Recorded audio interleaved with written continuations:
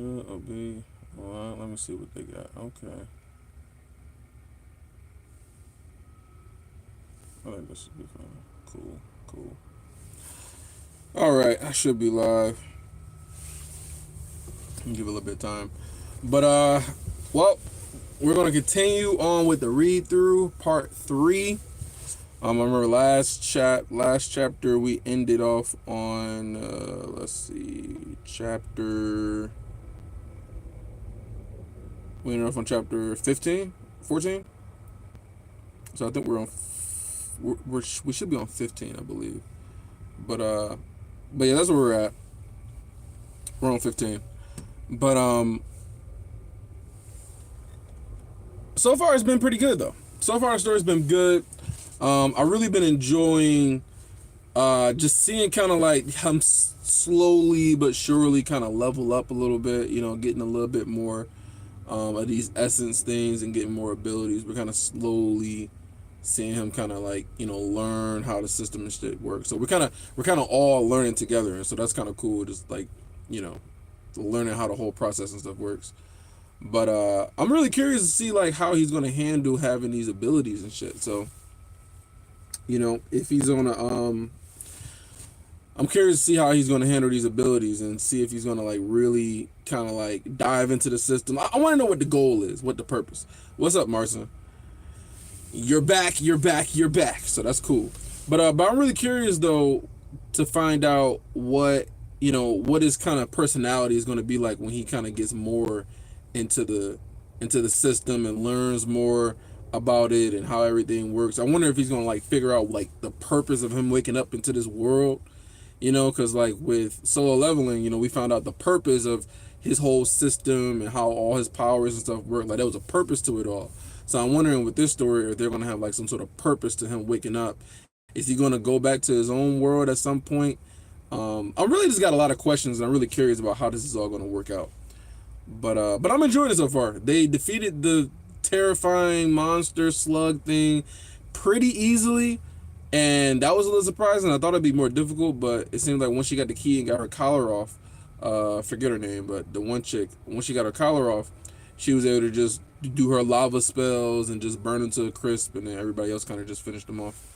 So yeah, that was pretty easy. But I'm wondering where they're gonna go now.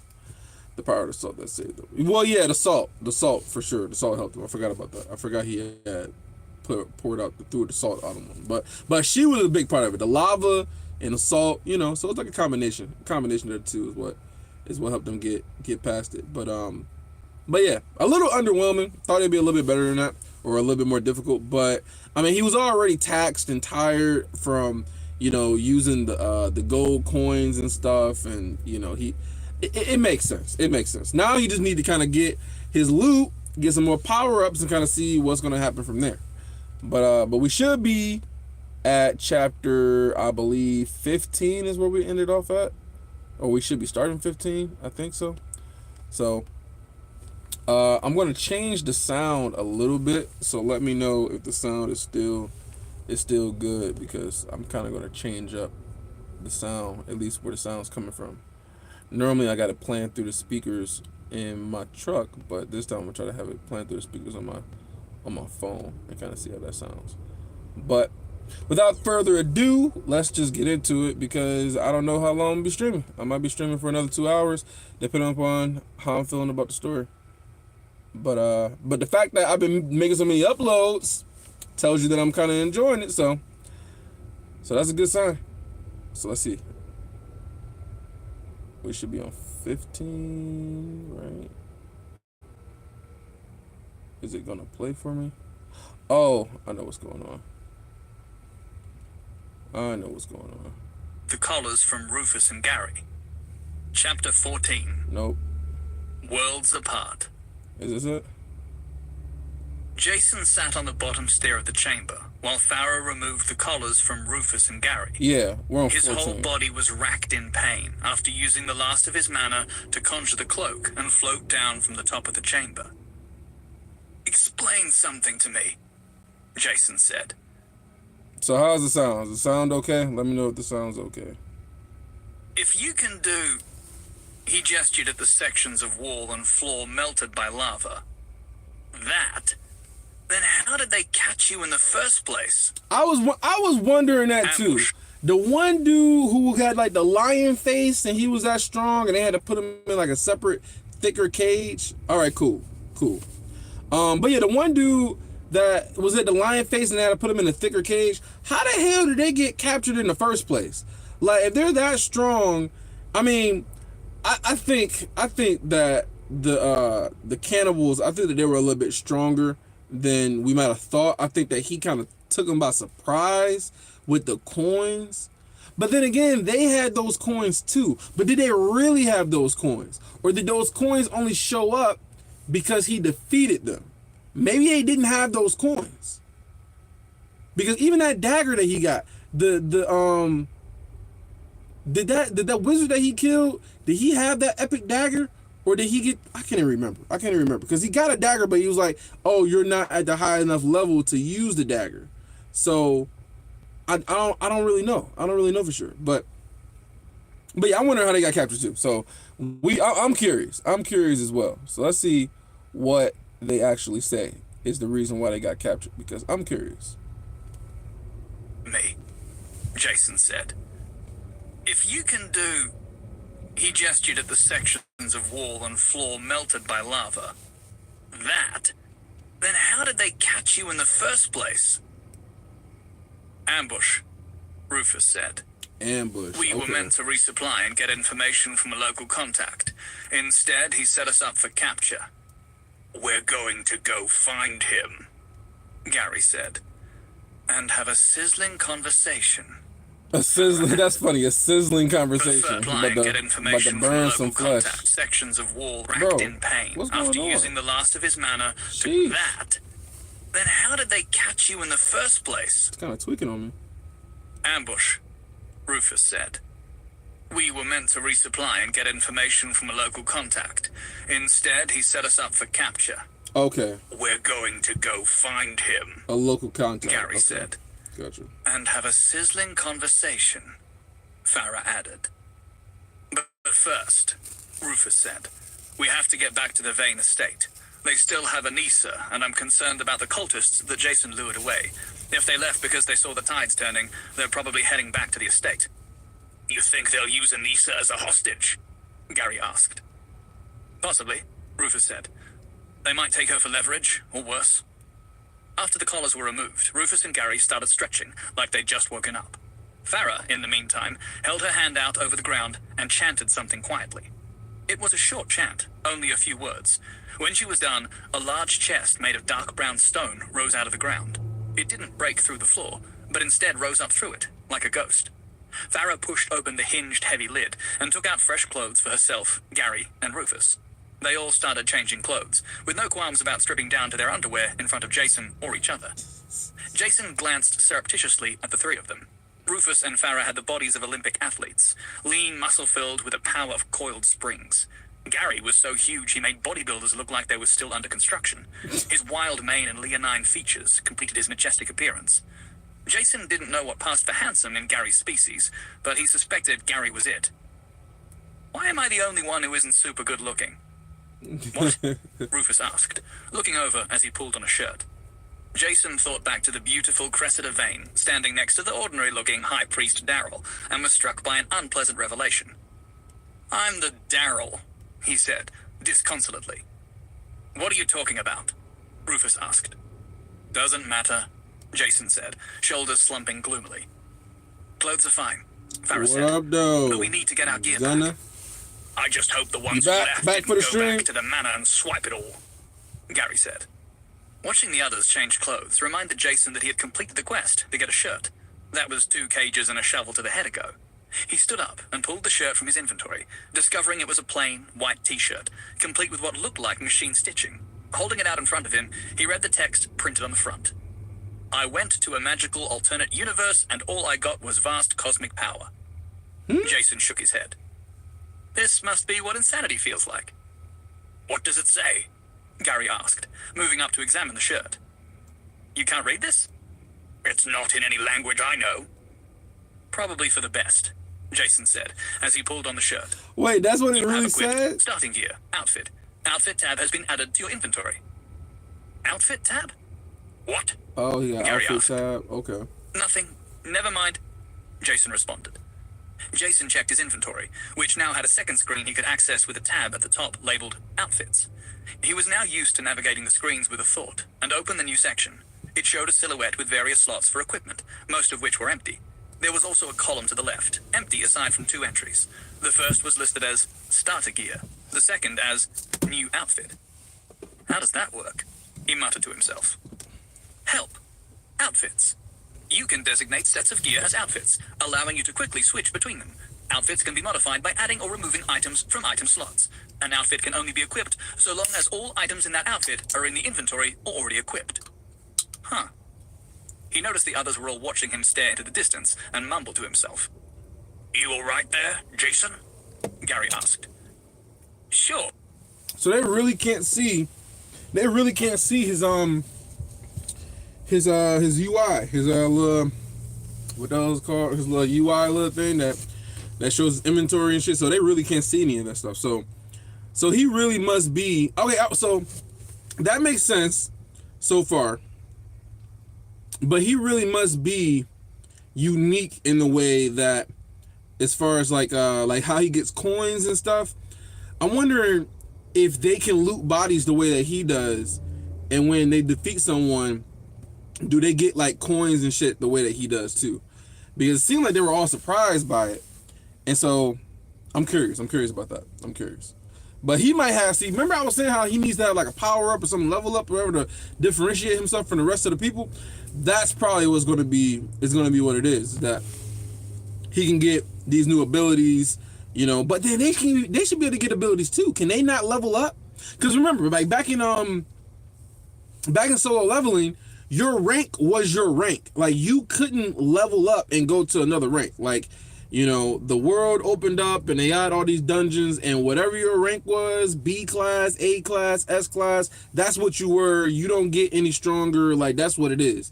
And so that's why Sun Jin-Woo had such a big ass advantage, because he could level up and get stronger and stronger and stronger.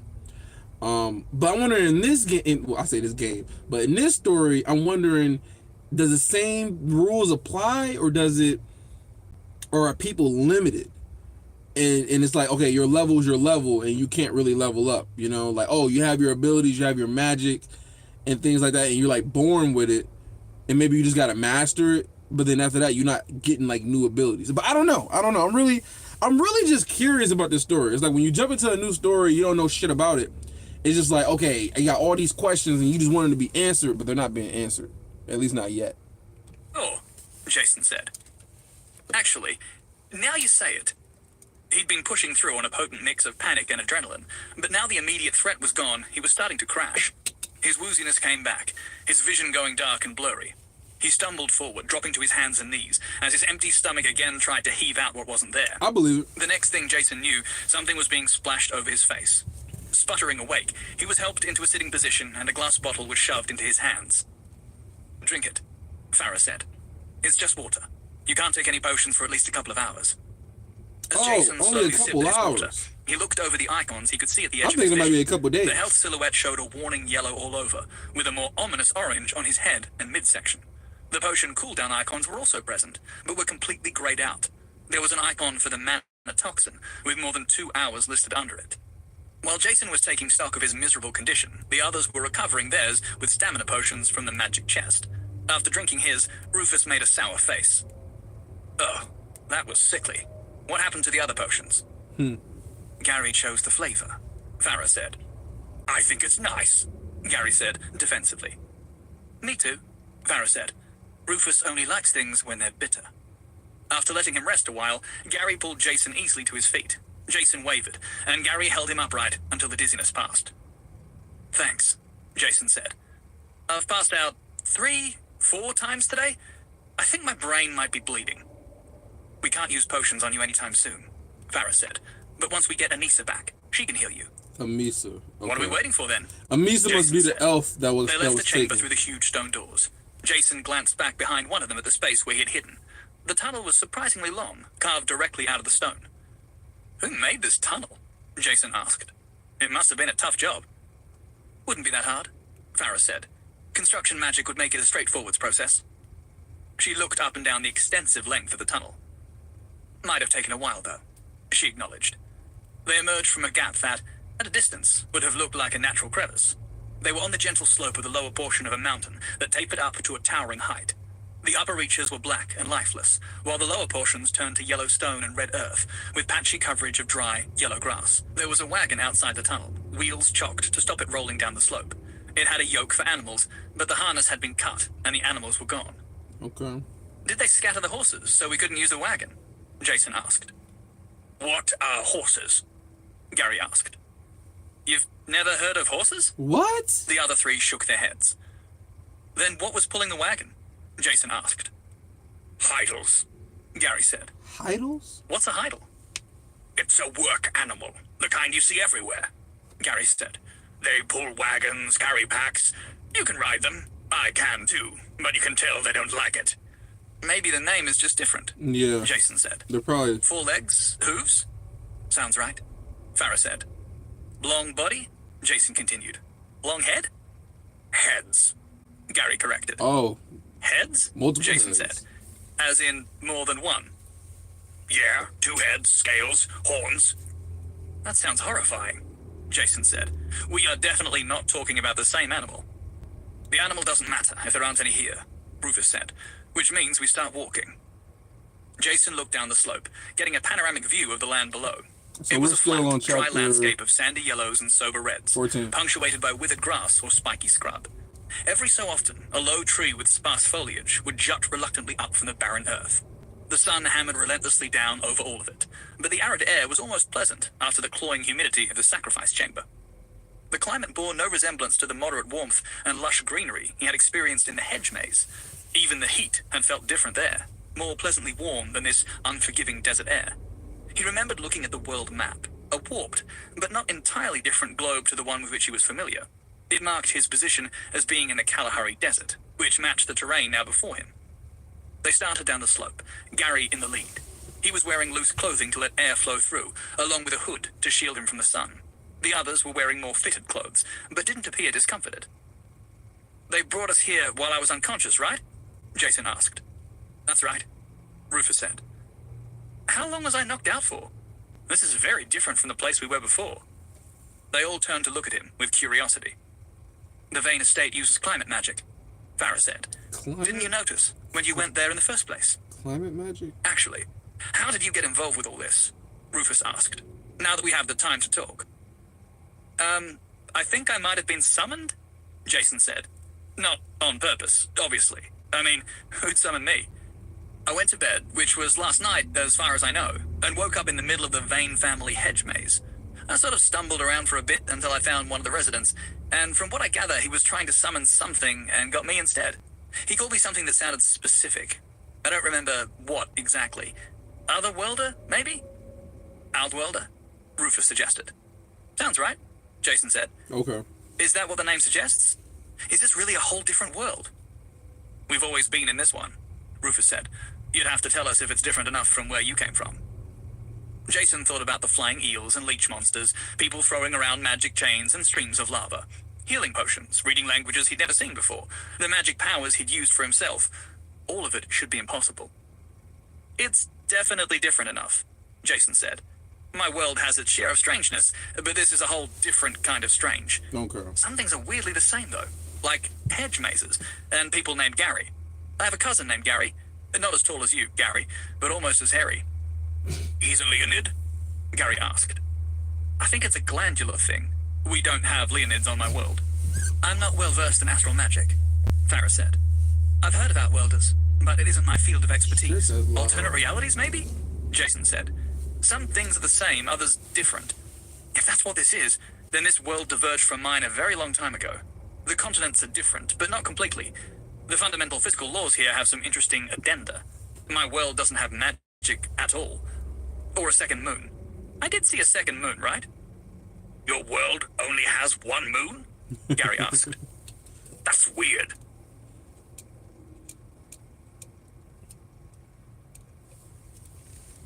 Chapter 15. Chapter 15. Outworlder. Okay. So we might learn They some new continued stuff. Now. walking through the stony desert. There was a rough trail to follow back to the manor, and Jason's map ability had apparently been plotting locations, even when he was unconscious. The hard ground was uneven, but not too difficult to walk on. There was a stash of water bottles in Jason's inventory, provided from Farah's own magical storage space. The pounding heat was not helping Jason's condition, and he emptied one bottle after another. Jason was grateful they were walking over dry, hard earth instead of trudging through endless sand dunes. His knowledge of African geography was limited, but he'd seen a documentary about Namibia's Skeleton Coast once. From what he could... I would definitely need a map in this story because I'm not good at geography at all, and so it doesn't seem like he's really that good at geography either. So map would definitely help you out as far as knowing where to go. I'm wondering if like they're probably they said something about an adventurer. They said that he was too weak to be an adventurer, so they probably have like an adventurers guild, and you know everybody has different ranks and stuff. But it seems like they rank everybody by their like metal level. You know, bronze, silver, and gold. I wonder if they got even higher ones like diamond or like sapphire or, you know, some stuff that goes beyond gold, beyond the top tier. I don't know. It's still going slow. I wanted to kind of speed up a little bit, but things got very sandy. I'm just got to be patient and just got to listen and learn. So Outwarders, or I'm guessing he's probably going to learn more about what that means as far as this chapter. This chapter's a little bit longer, but chapter is a 16-minute chapter, so we should find out some more information. So has everybody already read the story already? Because I'm kind of curious. I know Marcin read the story, but Gunnar, have you read the story already? Or is this your first time too? I'm just curious. Andy there. Of course, it could be completely different in another world. The others helped introduce him to their world as they marched on. What I don't understand, Jason said, is why I have abilities that I never had before. Is it because my world doesn't have magic, but this one does? I'm not sure, Farah said. I don't know much about Outworlders. I've never heard of them before this, Gary said. So don't look at me.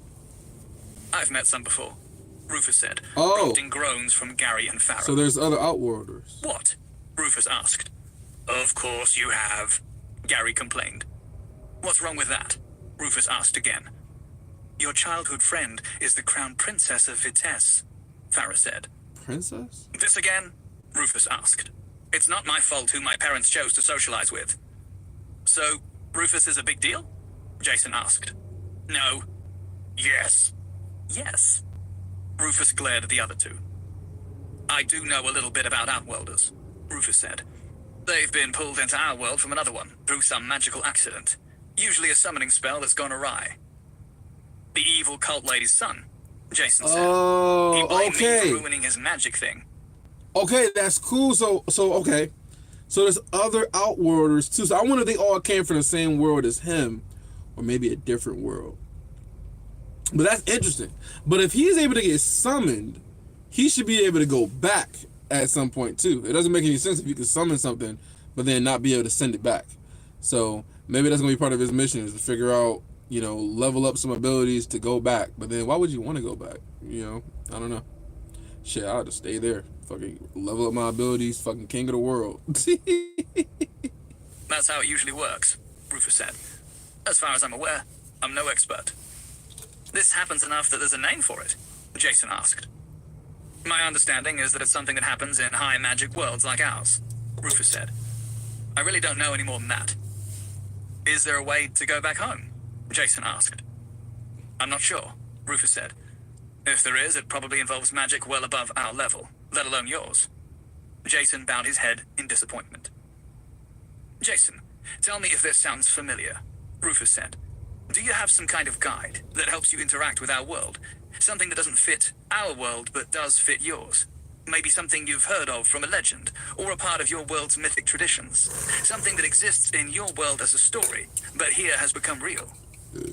Jason thought about the video game interface he had been experiencing. This shit is nothing but sugar. The map he had open at that moment. All even sugar. if the others couldn't see it. I think I know what you're talking about. That's something all Outworlders have, Rufus said. It works differently for every Outworlder, but whatever magic that brought them here changes them. It gives them abilities to help them adapt and survive. That's why I can read languages I've never seen Oh. and speak languages you've never spoken, Rufus added. Jason frowned. Someone say something, Jason said. You didn't even realize it, did you? Rufus asked. Jason focused on the sounds rather than Wait, they all speak. They speak different languages, and he's just speaking languages and don't even know it. That's kind of crazy as hell.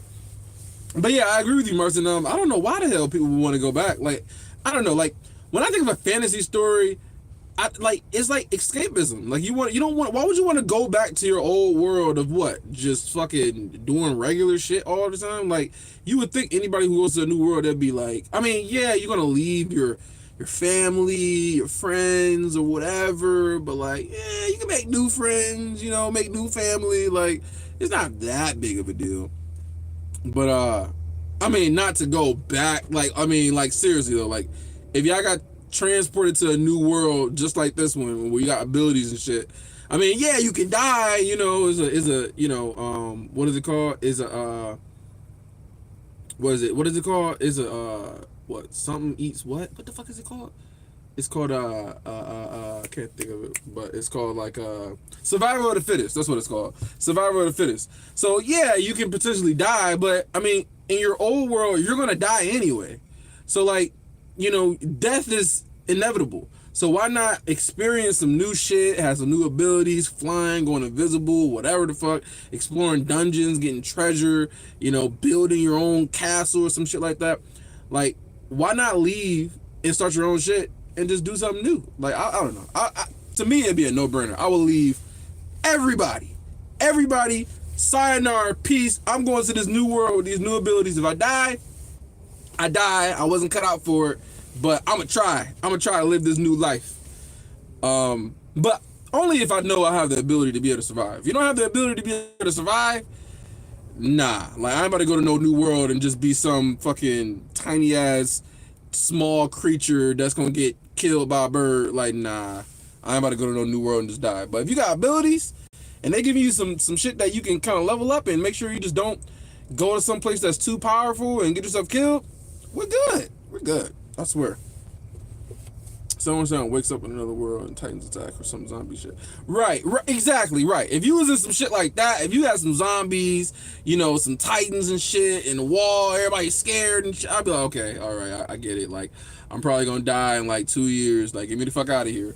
But like, I mean, I don't know. Like, but it gotta be realistic, man. I hate the stories when they don't make it very realistic. It's also just so like, oh yeah, you know, oh, I go someplace and then I start my harem and just like everybody loves me and I'm just like, that shit ain't real because everybody don't like you. Like, that shit just so fake. So anyway, we'll see. Right now, the story's okay. But I'm wondering when is it gonna get hyped? Marson, when does it get hyped? Does it get hyped toward the middle, toward the end? I'm just kind of can give me a point to be excited about. Like, okay, we're getting close to the middle, so it's gonna get hype. You know what I'm saying? Wasn't English. He didn't know if it was say something, Jason said. You didn't even realize it, did you? Rufus asked. Jason focused on the sounds rather than the words. It wasn't English. He didn't know if it was more disturbing that he could speak some unknown language or that he didn't notice he was doing it. I have an ability. Wait, what the fuck happened? Oh, it just stopped on me. He said, listening to the sounds he was making. One of the effectlish. He didn't know.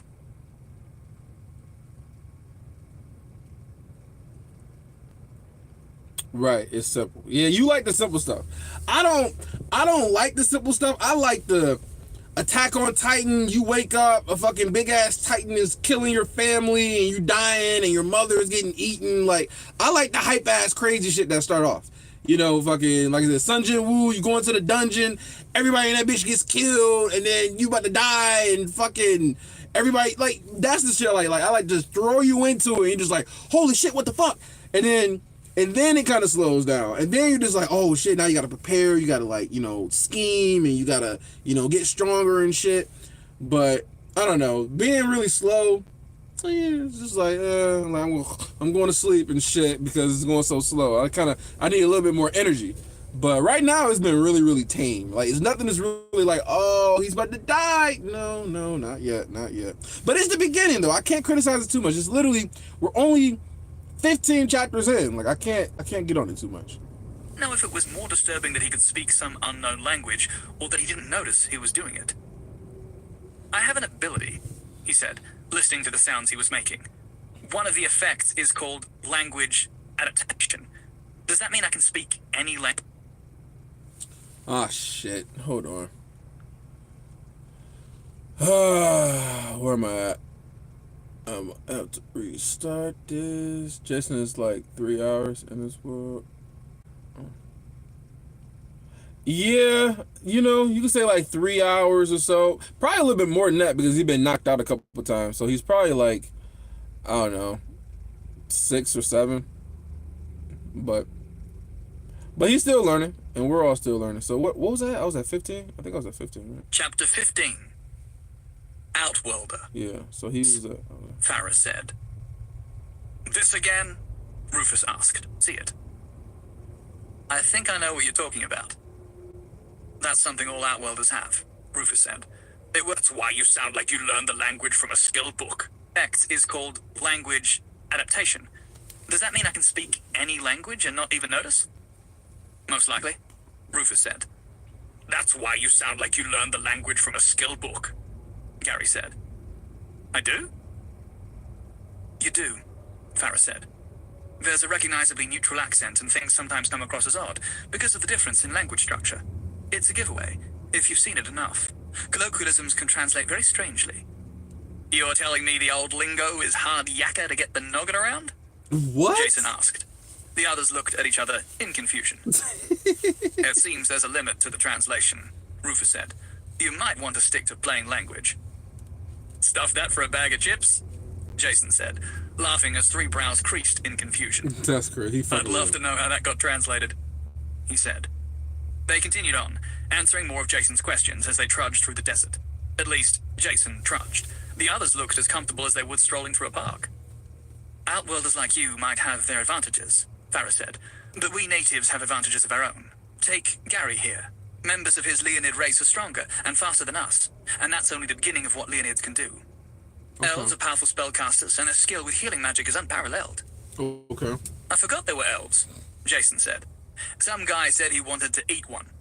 That's not good, Gary said. They're cannibals, Gary, Farah said. Of course it's not good. What about dwarves? Jason asked. Gnomes? Non-copyrighted small people who live inside hillocks? I don't know what any of those things are, Gary said. Except for hillocks.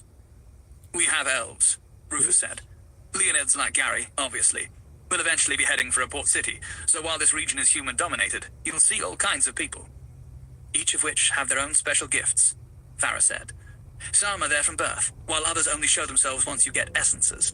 Humans like Rufus and I are kind of like you, in a way. Our abilities differ from person to person based on our essences. Most start out dormant, only awakening as we absorb essences. Oh wait, so they do absorb. Hold on. Let me go back. Kind of so like they, you, in a way, so they do absorb the all kinds of essences. people. Okay. Each of which have their own special gifts, Farah said. Some are there from birth, while others only show themselves once you get essences. Humans like Rufus and I are kind of like you, in a way. Our abilities differ from person to person based on our essences. Most start out dormant, only awakening as we absorb essences. Okay. That's not the only things humans get, though, Gary said. Humans have their essence abilities increase faster than other races. They're kind of annoying about it. Do I get that? Okay. So they answered my questions already. So their abilities do increase. And it's all based off of this essence shit. So so I wonder if there's a cap on it though. So humans have their essence. Basically, it seems to me like humans have an increase in their XP multiplier, right? So they level up a little bit faster than other races, but then other races have, their other benefits too. They might be stronger, they might be faster, more adept at magic, like the elves and stuff. Then it's kind of similar to all the other video games. It's just that, like, whenever you pick the human race either, like, they're more flexible, they're more versatile, they can use more weapons. It's kind of like what the hell is it called? Not Diablo. Is it not Diablo? What the hell is that game called? It's called Baldur's Gate. Baldur's Gate 3. It's kind of like Baldur's Gate 3, where if you pick a human, they have access to more weapons that they can use. They can use the great sword, they can use the axe, they can use the hammer, they can use the daggers, they can use all these different things. So it's really really similar to that, and you find that in a lot of like RPG type games too, where the humans are more adaptable, or they got like I said, they get more XP or something like that, or they start off with more XP or something. So very similar, very very similar. I wonder if they got this story and they got like a fucking like a mobile game or like some game that's adapted from this story. Because I mean it's literally seemed like it's planned out exactly like how an RPG would be. Like that in T-Bait also. Exactly. Same thing with T-Bait with the humans and with the humans they had access to more elements, whereas the elves they were limited to like they were more adaptable to wind magic, but the elves have a special ability because the elves are the only ones that can use plant magic, and then you got the dwarves. The dwarves are more attuned to fire and earth magic, but then they can actually use magma, which we haven't seen anybody else that can use magma. And then you got the humans, they can use all of the elements, they can use everything. Ice, water, fire, wind, earth, lightning, all that shit. So yeah, it was like that too, where they have like the elves, they specialize in plant, but then the dwarves they specialize in like fire and earth and magma, and then the humans are more universal. So yeah, I mean it seems to be like that's a trend. I wonder why though. Why is that like the trend when it comes to humans compared to other species? Maybe it's just because of the history. It's kind of just started off that way, and everybody just kind of continued it. That's not the only things humans get, though, Gary said. Humans have their essence abilities increase faster than other races. They're kind of annoying. I'm wondering if some of this stuff is like refreshing your memory for maybe some things you forgot because you probably haven't read the first. Well, you say you're addicted, so maybe you have read the first book recently. But I'm just kind of thinking that maybe your memory might be jogged or something. About it. Do I get that? Jason asked. I'm human, right? You're not human. I have some bad news. You're not human. Rufus said. You're outworlder. You're an outworlder now, not a human. I'm not a human? Nope. Not strictly, no. You're bald-headed. You might be kind of human? That somehow sounds worse, Jason said. I met an elf outworlder, Rufus said. She retained some of her race's abilities, while others were replaced by her outworlder gifts. It's possible you might still have some human abilities. Every race gets exactly 6 gifts, Farah said. What? There are ways of examining them with magic. I can do that myself, Jason said. You can? Farah asked. No worries, Jason said, pulling up his list of abilities. Racial abilities, Outworlder, Interface, Quest System, Inventory, Map, Astral Affinity, Mysterious Stranger. I have a half dozen already, he said. I think these might all be Outworlder abilities. Do humans normally get Astral Affinity? Definitely not, Farah said. That's something Celestines get. Celestines? Jason said. That's not something we have where I'm from. There's 5 times? That's crazy. One of the many That's crazy as hell. I haven't even read T-Bait that much. I read T-Bait 2.5 times. That's not something we have where I'm from. You know what? You know what I wish though? I wish I would have done this earlier and did some more read-throughs, because I've read through so much shit over the past, like, I don't know, year. Like one of my favorite stories, for example, I wish I would have done the Stormlight Archives. The Stormlight Archives would have been dope. It would have been dope to do a read through of Stormlight Archives, because that shit was just so goddamn hype. It was crazy. But I wish I would have done a read through for that. And then also too, I wish I would have done a read through for, I don't know if you had read what the hell is it called? Shit. Shit. See,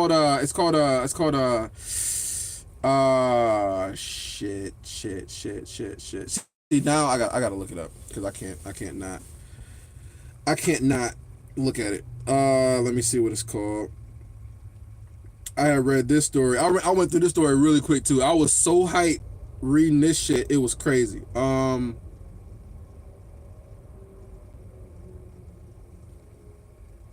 Where the fuck is it? Red Rising. If you haven't read Red Rising, man, Red Rising is the shit. I'm telling you, Red Rising is the shit. They got some really dope ass characters in Red Rising. And then I first off started reading the prequel. I read Red Rising the prequel first, and then I read the current, the first story or whatever. And that shit was dope. That shit was so dope. And then like the kind of love stories they had, like you really felt like the connection between the characters. It didn't feel like anything was like forced or anything. So like that was dope. The action was dope. It was a lot. What was it? It was the third. The third book I thought was trash. I thought the third book was absolutely garbage. It didn't make any goddamn sense to me. But after that, everything else was stuff. Everything else was really good. But yeah, you gotta check out Red Rising. Red, you got it right. Red Rising. Check it out. That shit is awesome. This shit is like it's like a sci-fi fantasy story where it takes place in like the future, and they have like these different, it's like I'm gonna talk about it a little bit. So they have all these little classes of people, right? And the classes of people, they have different roles in a society. So there's racism and all the other shit that goes on too, but it's classism at the end of the day. And so the people at the very, very top are gold, and then you got people who are like bronze, and you got silver, and then you got like the pinks and the reds, and the reds are at the very, very bottom of society. And then you got like the browns, and you got the pinks, and you got the greens. So like, for example, like the reds are the best of the best. They're taller. Like everybody's like 7 feet tall.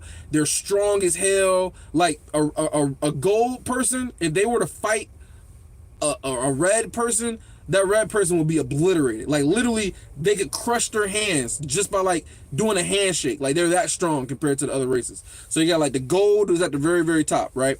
And then you got like the silver, and then you got like the blues, and you got the pinks, and like everybody has different things that they contribute to society, right? So you got like, the blues are really good with technology, so they're the ones that like do all the flying of the ships and shit. So they do all the flying and stuff like that. They're the pilots. And then you got like the browns, they're like the builders or whatever, so they like build all the houses and stuff. And then you got like the pinks. The pinks are like, they're your, how would I call this? The pinks are your prostitutes. They're the people that you sleep with. They are beautiful, the most beautiful people in the world, have the best bodies in the world. Their strict and only purpose is for your enjoyment, your pleasure and shit, right? And then they got like they got the reds. The reds is at the very, very bottom. They are the ones that go out and they basically do all the manual labor, all the hard ass work. They go and dig up the coal mines, and they're, trying to get the oil and all that shit. And so like that's how the society and shit works. And so basically the plot of the story is that one of these reds, who is at the bottom, the very, very bottom of the society, he ends up going to one of these people who is really good with technology and shit. They're just really, really creative, can do a lot of stuff with like bodies and giving you like what is it called, like robotic limbs and giving you different stuff or whatever, right? So he ends up going to one of these people or whatever, and they end up making this dude transforming his entire body into a gold body, to where this guy is literally he's literally has the body of a gold person, which is the very, very top. Like I said, they can crush your hand and just obliterate you. They just like it's a complete separation as far as physical ability. And they consider themselves like almost gods, almost, right? And so he goes into there, and he's meant to infiltrate the gold people because he wants to free his own people, which are at the bottom, the reds. So he infiltrates, and his goal is try to free his people. And it's just so much shit that happens from that when he infiltrates, and he's trying to get used to their language and their mannerisms, and he's trying to it's crazy as hell, but it's super dope. It's super duper dope. It's super dope. And so, yeah, definitely check that shit out, because I think you would really like that. I think you would really like it. So, the main character is cool. He gets better as the story goes on, but he's cool. The main character is cool. Some of the support characters are really cool. The characters get really good character development. He said, but you're gonna love. Okay, I'm with you. I'm with you. Listen, I'm here for the ride. I'm gonna read at least the first book. The minimum, I'm gonna read the first book, and then if things are cool, I'm gonna go to the second book. So yeah. So I'll read this, and then you can read Red Rising, and then you can let me know how dope you think that story is, because it's dope. You can read it on you can read the graphic audio version of it on what the hell is it called? It's the app that I always use. It's called like, let me look again, because I'm forgetting again. I have recommended it in some of my other videos too.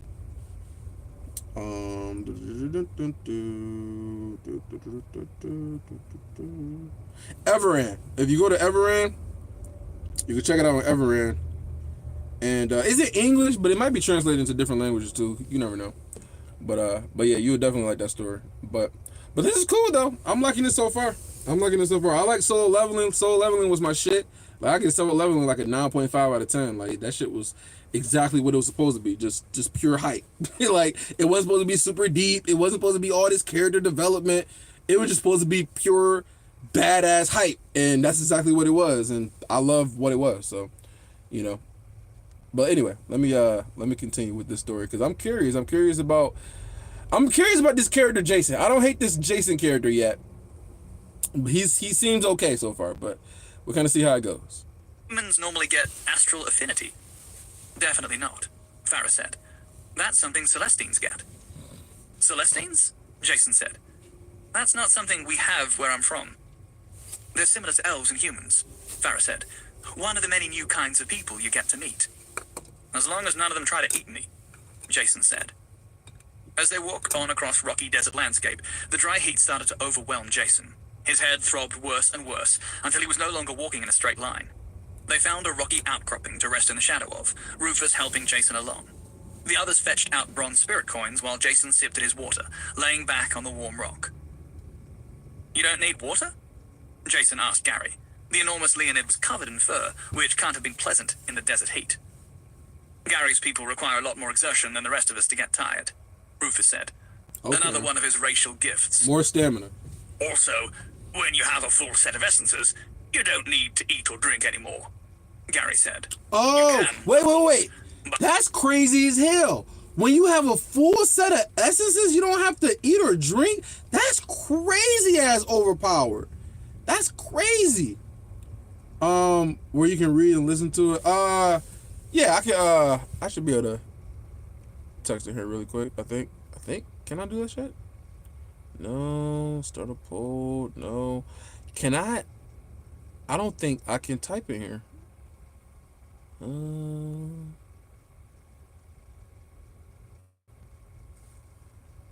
No. They won't let me type in here for some reason. I got it listed. I got it on one of my videos. It's pinned in one of the comments or in the description on one of my videos, but yeah, it won't let me type in here. But I can spell it for you though. It's EVERAND, and just put that .com, and it should pop right up. It should pop right up. It's Ever AND, and that's it. And you pop that up, you can do a free trial. And then you get like the one thing I don't like about Everand is that you they limit the amount of books that you can actually read or audiobooks that you can listen to. And so you're limited to 3 per month. But it's better than Audible, because Audible only gives you 1, right? You get 1 for the price, where they give you 3. So I think that's a plus. So they give you 3, and you can read 3 of the books or 3 parts of the audiobook, whichever one you decide to do. But yeah. So that's what it's called. But it's cool. It's cool. Yep, you got it. Everand. You got it right. There you go. And just put .com. It should pop right up. Do a free trial. They got an app. You can download it on your phone, or you can just go onto the website and just listen to it from the website too. So whichever one you want to do, they got both. And so I should be a fucking sponsor, man. I need some sponsorship. I swear. Because I mean, that'd be cool if I got big. And got some sponsors, man. Get some sponsors from Everand. Start paying me to recommend them, because I mean, it's cool. It's a better deal than Audible. So that's why I always say Everand, because it's a better deal. 3 books compared to 1, way better deal. But anyway, let's go back. Let's go back. Rufus said. Another one of his racial gifts. Also, when you have a full set of essences, you don't need to eat or drink anymore. Right. Gary That's what he said. Doesn't he have You can, 3 of course, or 2? but it's just for pleasure. To actually sustain ourselves, Rufus said, we need a concentrated source of raw magic. He held up the spirit coin he was holding. There are various ways to get it, he continued, but spirit coins are the easiest by far. You're lucky I even had that water, Varys said, because we don't need it. I just like to be prepared. If you're using coins, Jason said, what about the after effects? Using those coins knocked it right out of me. Rufus popped the spirit coin into his mouth. It's about not going over your limit, Rufus said. We're bronze rank adventurers, so a bronze coin will sustain us without stressing our bodies. I don't know what that means, Jason said. What? Bronze rank? Gary asked. Also, adventurer? Jason said. Is that where you guys hang around in a tavern until someone hires you to kill 40 gnolls in a dungeon? What's a gnoll? Gary asked. And why would there be 40 of them in a dungeon? Farah added. Is gnoll a kind of criminal? Criminal? There's an organization, Rufus said, forestalling more unhelpful questions. It's called the Adventure Society. They give out jobs to people like us, mostly to deal with monsters that are threatening towns, villages, or whatever. But sometimes to investigate a cult full of bloodthirsty cannibals, Gary added. As for bronze rank, Rufus said, that's related to your essence powers. Once you have all 4 essences, you become iron rank, and you can work your way up from there. Bronze is 1 rank above iron, but you can worry about that later. Okay, so now it's making sense now. So iron rank is below bronze. So it goes bronze, iron, silver, gold. Okay. So that makes sense. That makes sense to me now. So they're all bronze. So they're not even that strong though.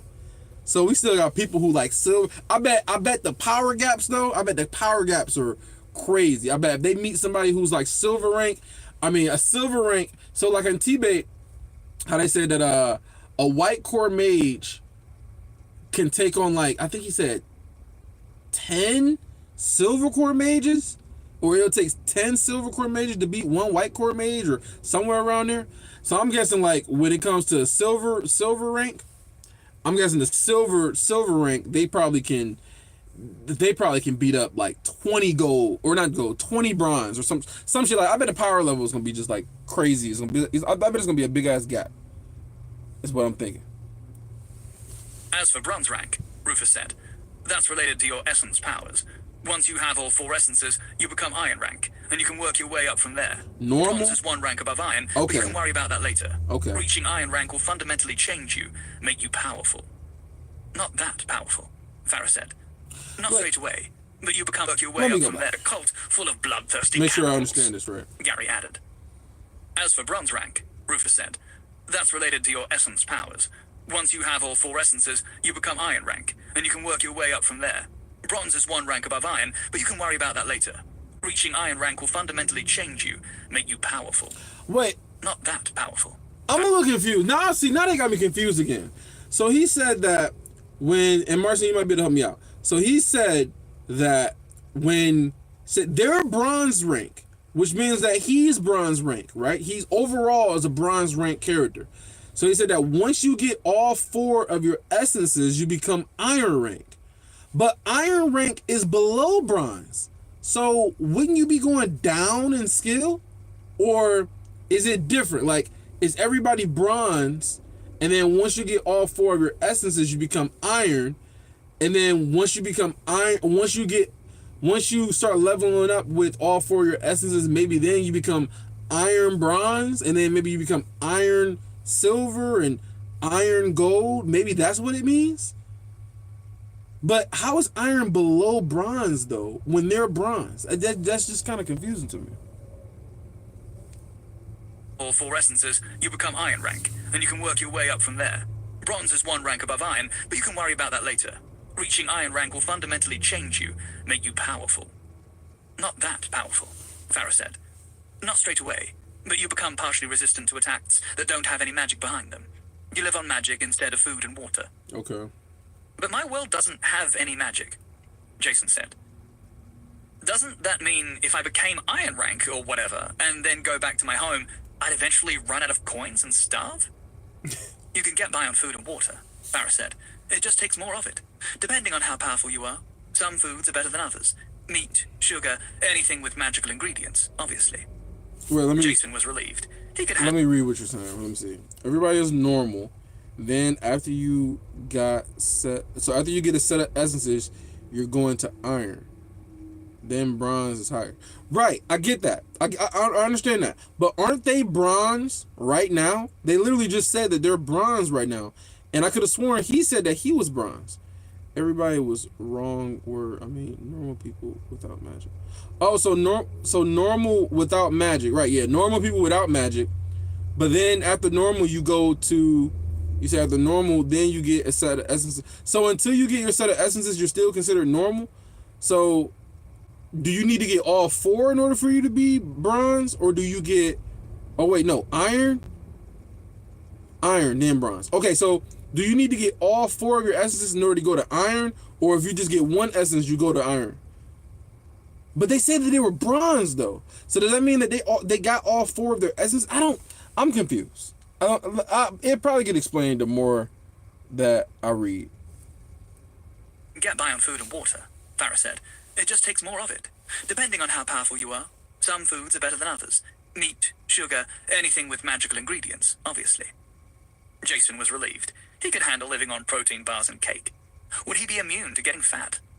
We owe you for getting us out of that mess. So if Jason's normal. We'll help you find a full set of essences. Okay, he's normal. Well, I do have a couple of extras. And he couldn't use it because he's bronze. Okay, that makes sense. So he's normal. Where did you get those? Gary asked. I thought you only arrived in this set of essences. Let me go back. I'm missing it. Jason was relieved. He could handle living on protein bars and cake. Would he be immune to getting fat? We owe you for getting us out of that mess, Rufus said. We'll help you find a full set of essences.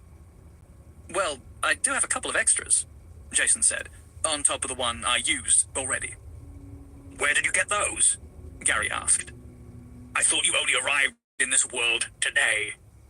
I did, Jason said. Don't tell them. They gonna be mad, bro. They gonna be mad. So that means that they can't. So I was right. So they can't loot the bodies the way that Jason can. They don't get accomplishments and shit and achievements. So, man, he better be careful, bro. Or maybe they won't. Maybe they won't be mad. Maybe they be like, oh shit, you got like potential to be super powerful. Let me stick with you. I don't know. I don't know how they gonna respond. One I used already. Where did you get those? Gary asked.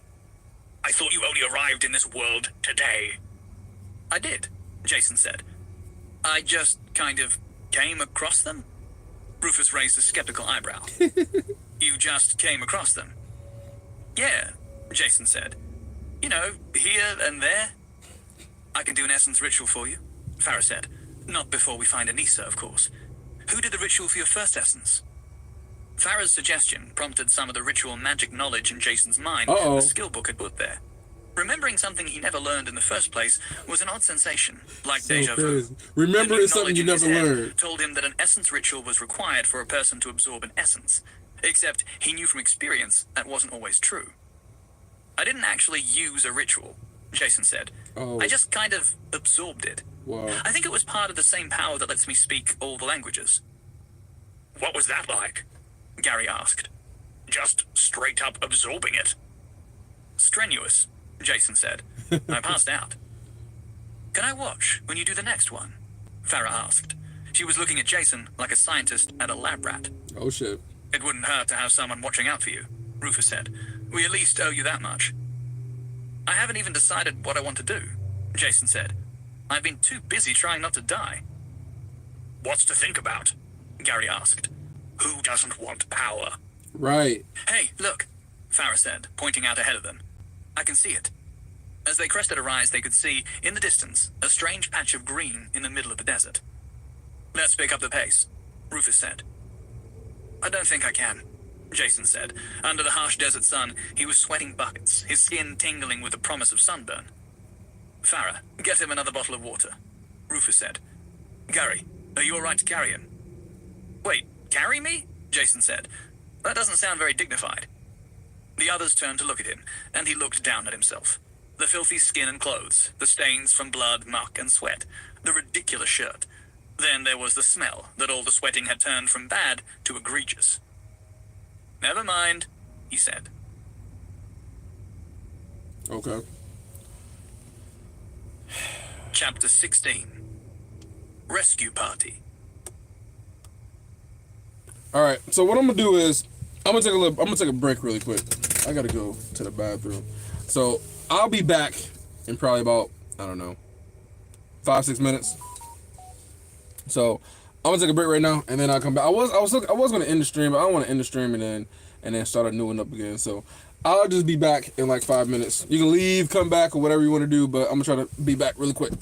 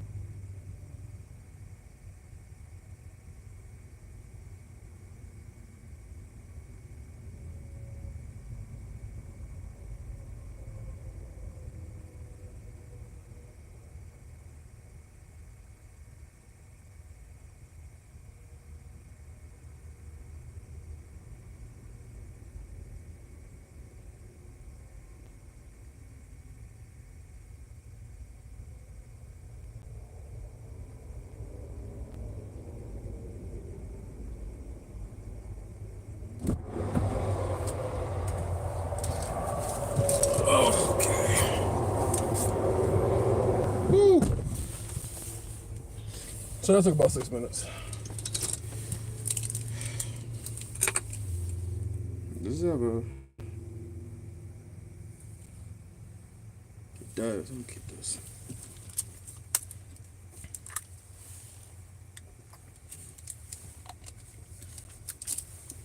All right. So let's get back into it.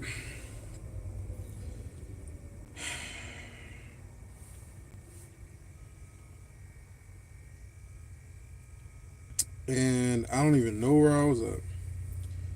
This is dumb. I think I finished, what, 16? Chapter 16.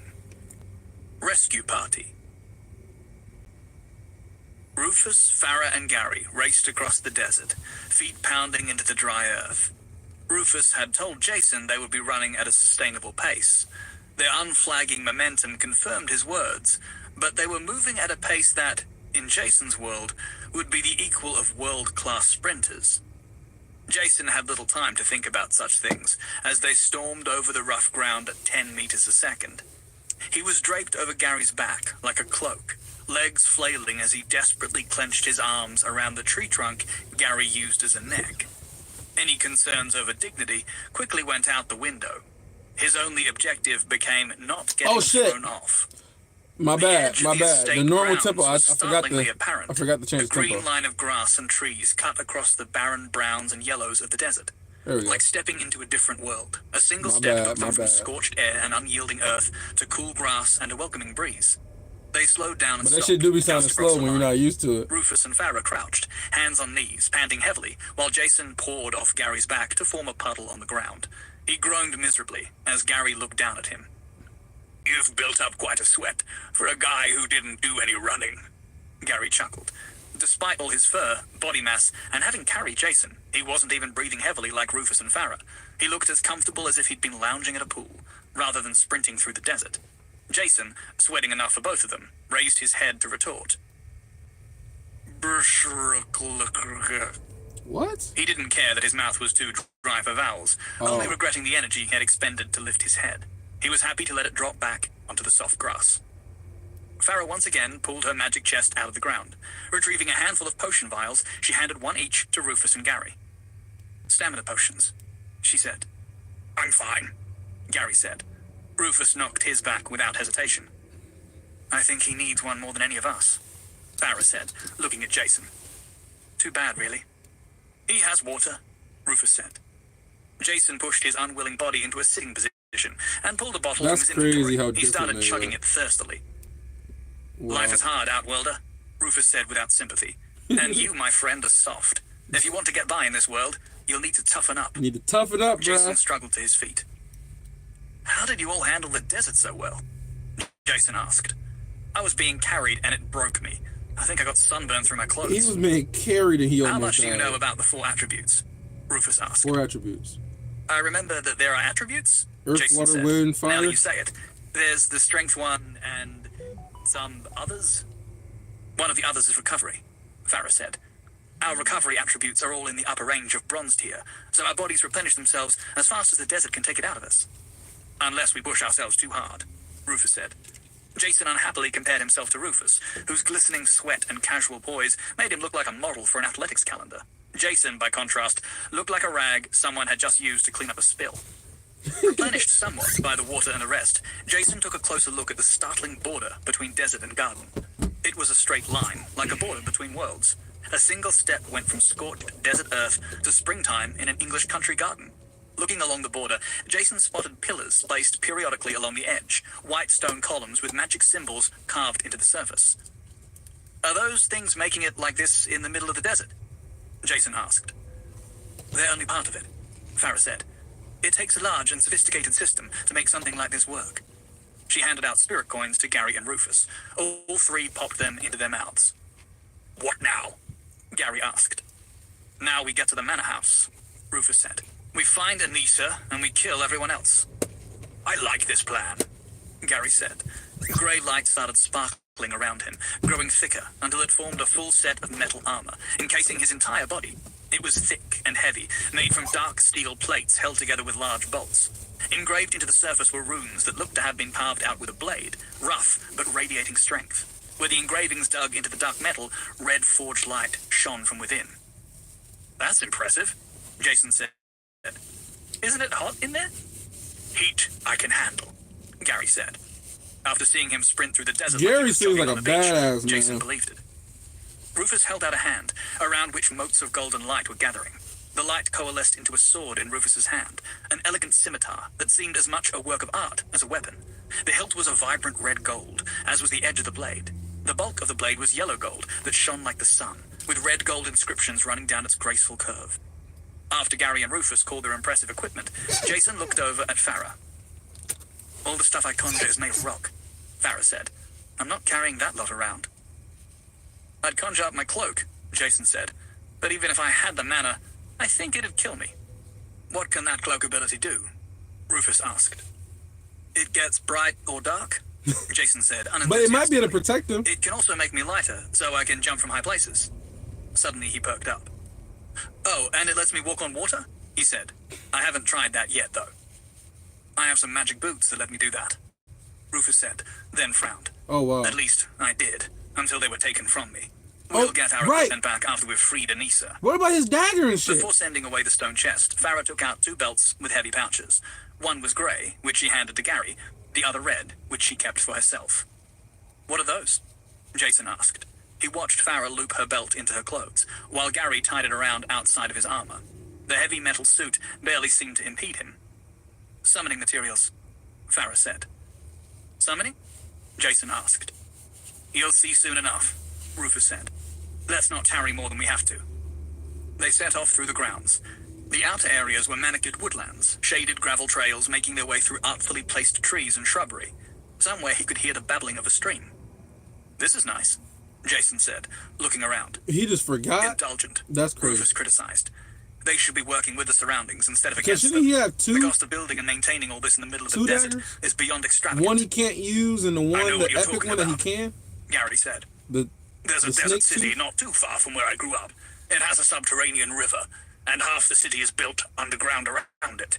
They use the natural landscape to their advantage. Oh, Hardly okay. any core infrastructure requires magical upkeep.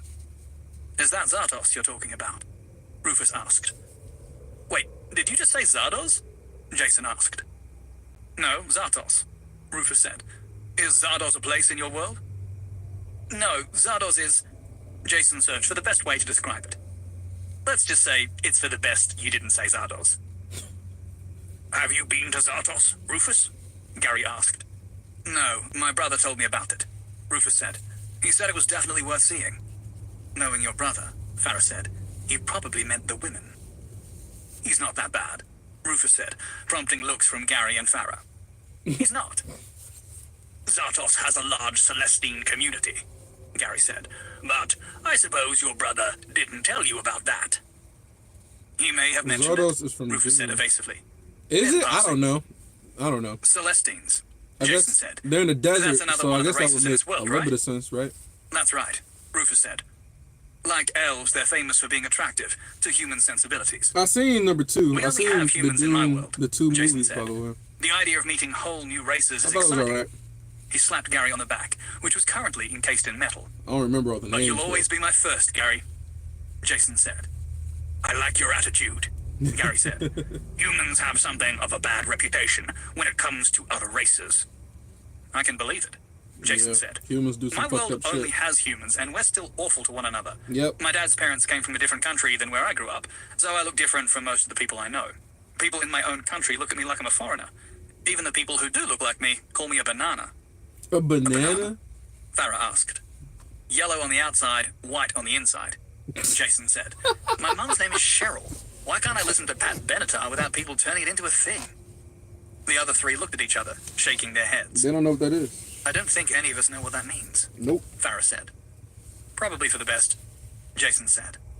The cultivated woodlands were small, soon giving way to gardens of colorful flowers. The pathway continued out from the woods, weaving its way through the garden beds. Beyond lay the manor house, which Jason hadn't yet seen from the outside. Like the grounds, it was in the vein of a sprawling English country house. 3 stories of old stone and dozens of windows, in the old money style. "I think that's the hedge maze over there," Jason said, pointing as they made their way through the garden. "I woke up in there with no idea of where I was or what was going on." "That's where they found you?" Gary asked. "It would be nice if it was that simple," Jason said. "Quiet," Rufus ordered. "We could meet enemies at any point. We have no idea how many were left behind, or if the others came back from the sacrifice chamber." "Are you sure I should be going with you?" Jason asked. "I'm not exactly an asset if combat breaks out." "You want to stay by yourself?" Rufus asked. Mm. No. Now that I think about it. Then shut up." They moved out from Damn, among the he flower was beds just like, and "Shut onto the up, lawn in man." front of the manor. All right. "Seems quiet," Rufus said. "Use our summons now?" Farah asked. "We go quiet as we can until we find Anissa," Rufus said. "We don't want someone deciding to make her a hostage." Suddenly glass shattered as a person crashed through a second-story window. What the fuck? He landed hard on the ground, but immediately scrambled up and into a sprint. He was taken aback to find the 4 people looking at him, but didn't pause as he ran. "You think you can run from me?" A woman's voice roared from the broken window, Oh, prompting shit. a laugh from Gary. "I don't think we have to worry about someone taking her hostage." Oh, that's he said. her? 3 spheres of bright light erupted from the broken window, spinning around each other as they pursued the fleeing man. He was bleeding from the broken glass and limping from the fall, but still moving faster than Jason could have managed. It still wasn't enough to escape the accelerating spheres of light, flashing white and gold as they unerringly pursued him. When they caught up, the spheres started spinning around the man, firing beams of light into his body. He let out a painful cry with every beam that Damn. lanced into his flesh, but he kept moving in the drive to escape. The He's- orbs tenaciously followed his every he's movement, still firing getting away? over and over until he dropped. His Damn. screams gave way to dead silence. That's The crazy. spheres vanished. The group looked back to the broken window, in which a pretty blonde woman was now standing. She stepped out into the air, light glowing under her feet, as she delicately drifted to the ground. She started walking across the lawn to meet them. "Didn't you all say she was the healer?" Jason asked. Yeah, she does more "That's than right," healing. Rufus said. "This lady here," Jason said. "The one with the death orbs?" "That's her," Farah said. "Suddenly I'm less enthused about subjecting myself to her ministrations." Anissa was slender, almost frail-looking, with platinum blonde hair and pale skin. She was wearing a practical outfit of fitted pants and top, all in spotless white. Sturdy-looking cloth covered her from neck to boots, with thicker panels over vital areas. There was a belt, also white, with many small pouches, and a sword at her hip. Even her boots were white, Yeah, without so much as a listen, blushing she smear ain't of no dirt. bitch, Her man. hair was cinched severely back into a ponytail, revealing ears that gently tapered to a point. She walked with lithe grace and absolute confidence, nodding her head in greeting. "You got free as well," she said, as if expecting no less. "Why is there a vagrant following you around?" A vagrant? What the fuck is a vagrant? Chapter 17. A Conservative Pillage. "Aren't you the person that tried to get us out of the cages, but got hit upside the head?" Anissa asked, giving Jason a second glance. "That's me," Jason said. Jason recognized Anissa's voice from when they had all been locked up in cages. He recalled she hadn't thought much of him, even then. She looked him over, her expression suggesting Oh her opinion yeah, then had she to was prove like, it. "Oh, this the person you're gonna depend "He's on to lucky get you were us out of there," here?" she said to the others. "I hope you didn't let him slow you down." Oh my god. "Actually, he rescued us," Rufus said. "I find that hard to believe," Anissa said. "It was something to see," Gary said. Yeah, she needs "He's to. taken a few too many blows to the head, though. We've been dumping potions into him, but only a couple of hours in the desert left him a wreck. Any chance you could throw a healing spell his way?" Anissa turned her gaze back to Is she Jason. gonna do that? With a reluctant grimace, she held a hand out in front of his face and recited a short chant. "Let the life that has withered return to full bloom." The life "I think that is withered withered. might be a bit harsh," Jason said. A soft light started shining from under his skin. The perpetual ache in his head turned sharp, the now familiar sense of magic healing, although the spell was far gentler than the potions he had consumed. "You have been affected by Regenerate. Your health will be restored over time." An icon appeared in his vision, relaying the remaining duration of the spell. The injury indicator in Jason's vision was still yellow and orange, but over the half-minute duration of the spell, the health silhouette all cooled to a healthy green. His Oh. head had long been an overfilled balloon threatening to burst, until the healing magic deflated it, to his great relief. He's He gotta- fell into a sitting position on the grass, He's gotta letting figure out a out- long, oh, let me pause satisfied it. breath. He's got to figure out some sort of healing spell too, because man, he's still really weak right now. But he got to get. He still hasn't even absorbed those essences yet, so he still got to get some more abilities, and maybe he can get some more defensive abilities or some healing abilities or something that can prevent him from fucking getting hit in the head with a shovel. Like that shit was such an L, bro. Like God Lord. But he seems okay, man. I hope he starts to like get better and like stand up for himself and start talking some shit. Like, you know, that'd be kind of cool. Thank you so much, he said, letting himself fall back, arms splayed out. I'm suddenly very sleepy. I don't think being unconscious is actually very restful. You can sleep after we've cleared this place out, Rufus said, moving to stand over Jason. He held out a hand, which Jason gripped reluctantly, letting Rufus pull him to his feet. You found our gear then, Gary said, looking at Lisa.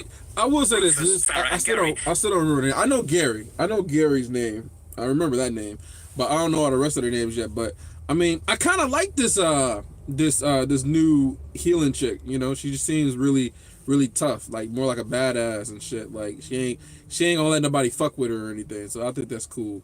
You know, having somebody that can stand. And she probably got like a soft side too, but you probably can't see it because she's so busy trying to protect herself. So she probably got like some long backstory where she lived a hard life and she had to become hard and not soft to survive, and she's probably killed her fair share of people. I really want to show you my version of just what he looks, but he looks like he might be. Yeah, bro, don't spoil it. You can't spoil it. I know the cover of it got like him with the hood and like the I think it's like a cape or a cloak, and it's like all like stars and shit. So I mean, we still got to get there, man. We're gonna get there at some point. I mean, I'm kind of going through this pretty quick, so I mean, let's see. I'm not gonna be really busy tomorrow.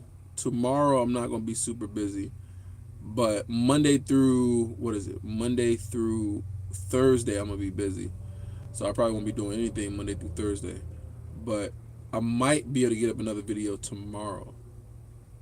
I might. So I'll be getting through it pretty quick. And I think, don't they have like 10 books or some shit like that? They got like a lot of books, I thought. Had changed clothes, but was still varying degrees of sweaty and dirty, while Anissa wasn't just geared up, but also clean. Jason looked the worst of the lot. His shirt was sweaty and smeared with trail dust, while his pants could only be described as wretched. They had a storeroom in the cellar complex under the manor, Anissa said. Most of our equipment was there, but they'd already taken some of it away, including the dimensional bags, which is why I didn't bring it with me. Let's start there then, Rufus said. They didn't take my boots, did they? Your boots are still there, Anissa said, prompting relief on Rufus's face. Summoning time? Gary asked. Go ahead, Rufus said. No. Oh yeah, Anissa Rufus. Your summons are both too destructive. Wait, go back. Let me go back. So I won't let At first I thought Rufus was the which is leader. why I didn't bring it with me. Let's start there then, Rufus said. They didn't take my boots, did they? Your boots are still there, Anissa said, prompting relief on Rufus's face. Summoning time? Gary asked. Go ahead, Rufus said. No, Anissa countermanded. Your summons are both too destructive. Okay, hold up. So I'm kind of getting the chain of command. So Rufus, I thought that Rufus was the leader, but it seemed like Anissa might be a leader. Because Rufus was like, oh yeah, go ahead. Anissa's like, nah. You can't do that because of your spells, too destructive. All right, so maybe Anissa might be the leader. But let me see how Rufus responds. Easing this estate, so I won't let you destroy it. Let the summons search the grounds, Rufus said. If that doesn't flush out any hiding cultists, nothing will. They'll ruin the grounds, Anissa said. Priestess, Rufus said to Anissa. You brought this contract to us, so I'm willing to accommodate you, but only to a degree.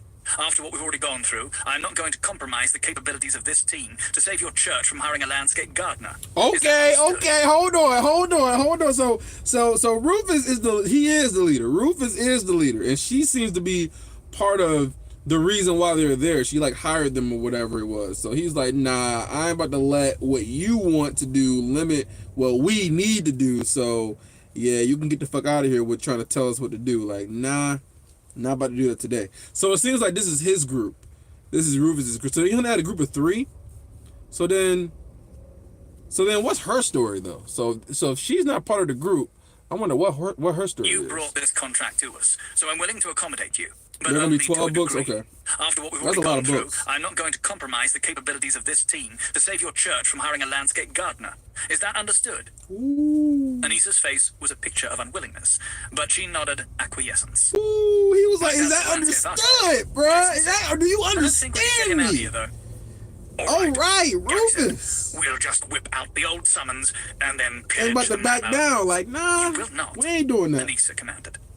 Come on, Rufus, Gary said, not bothering to appeal to the elf. What's the point of being an adventurer if we can't do a little Adventure. looting? Rufus frowned. Any personal possessions you find, you can take, Rufus said. Anything that is part of the manor stays where it is. That's furniture, decorations, art, whatever. And no unnecessary damage. He waved a finger between Gary and Farah. This means you two, he said. Anissa still looked like she had a mouthful of lemon, but didn't protest further. Fine, Gary said. It'll be a conservative pillage. Not helping, Rufus said through clenched teeth. Gary, Farah, you're staying out here. Use your summons to flush out any loose cultists. But the loot, Gary said. Maybe think about that next time you open your big mouth, Rufus said. My mouth was closed, Farah complained, drawing a scolding look from Rufus. Fine, she said. Just find any cultists still on the ground, and pick up any who make a run for it, Rufus said. Anissa and I will sweep the manor, so you may get some people running out. What about my gear? Gary asked. You can collect it once the place is clear. Do you really need your hammer now that the collar is off? Gary held up a fist, now encased in metal by the gauntlet of his armor. No, he acknowledged reluctantly. Gary's chagrin seemed to mollify Anissa somewhat. Gary stepped away from the group and untied from his belt the pouch Farah had given him earlier. Opening a small flap that served as a nozzle, he started pouring a grey powder from the pouch onto the ground in a circle. Are those iron filings? Jason asked. They are, Farah said. Summons are a little more involved than most essence abilities, and require something to act as a medium. Salt circles are most common, but plenty use other things. For Gary's ability, it's iron filings. She patted the pouch on her own waist. For me... Wait, what do you mean you saw the difference between this story and other stories?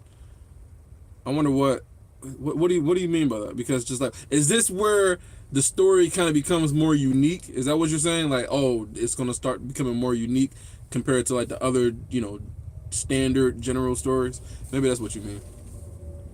But so far, it just seems like they got to go out and what? She's going to do some summonings, try to search and kind of like snuff out some other, cannibalists or whatever, try to get them out of there. Summons are a little more involved than most essence abilities, and require something to act as a medium.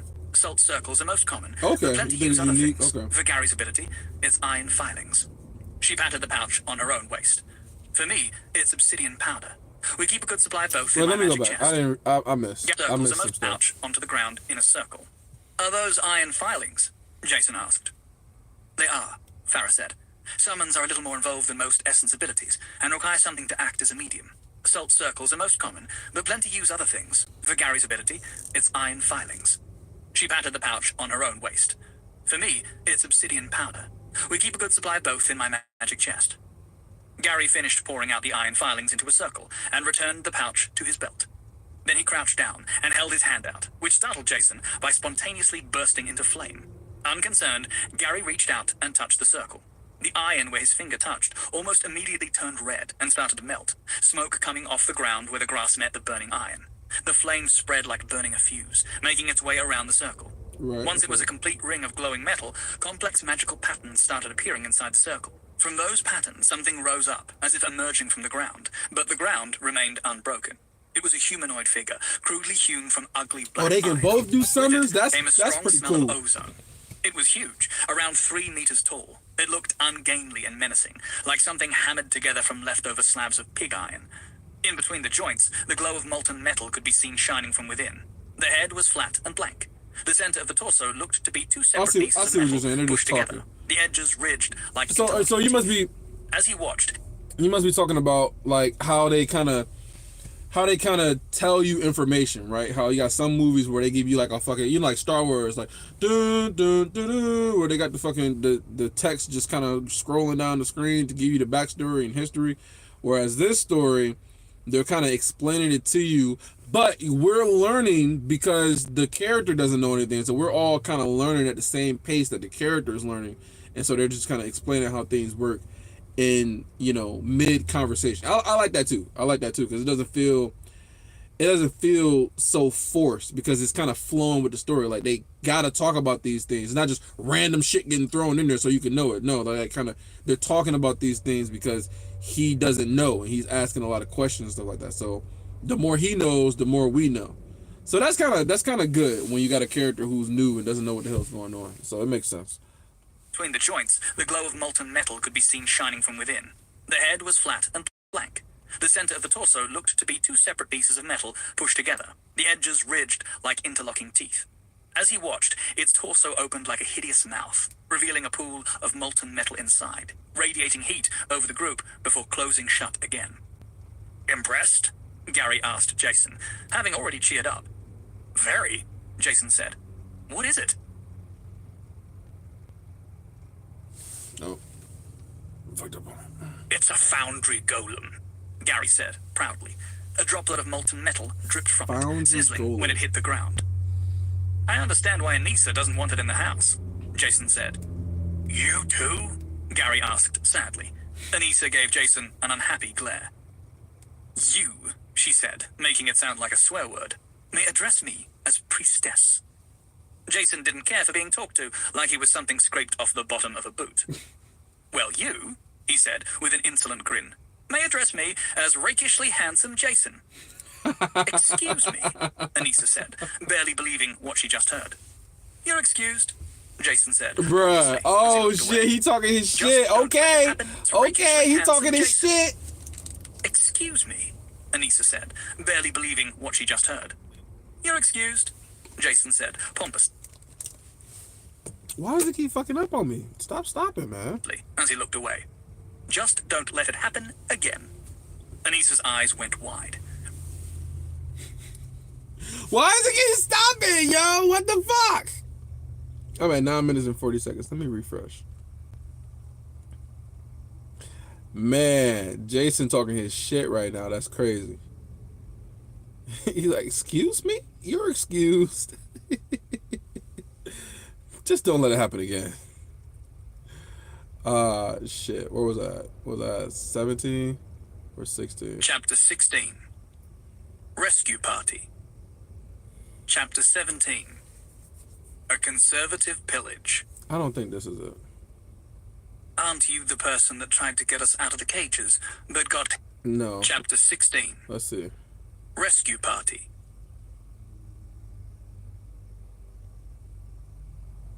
He probably meant the women. He's not that bad, Rufus said. Though I look different from most of the people I know.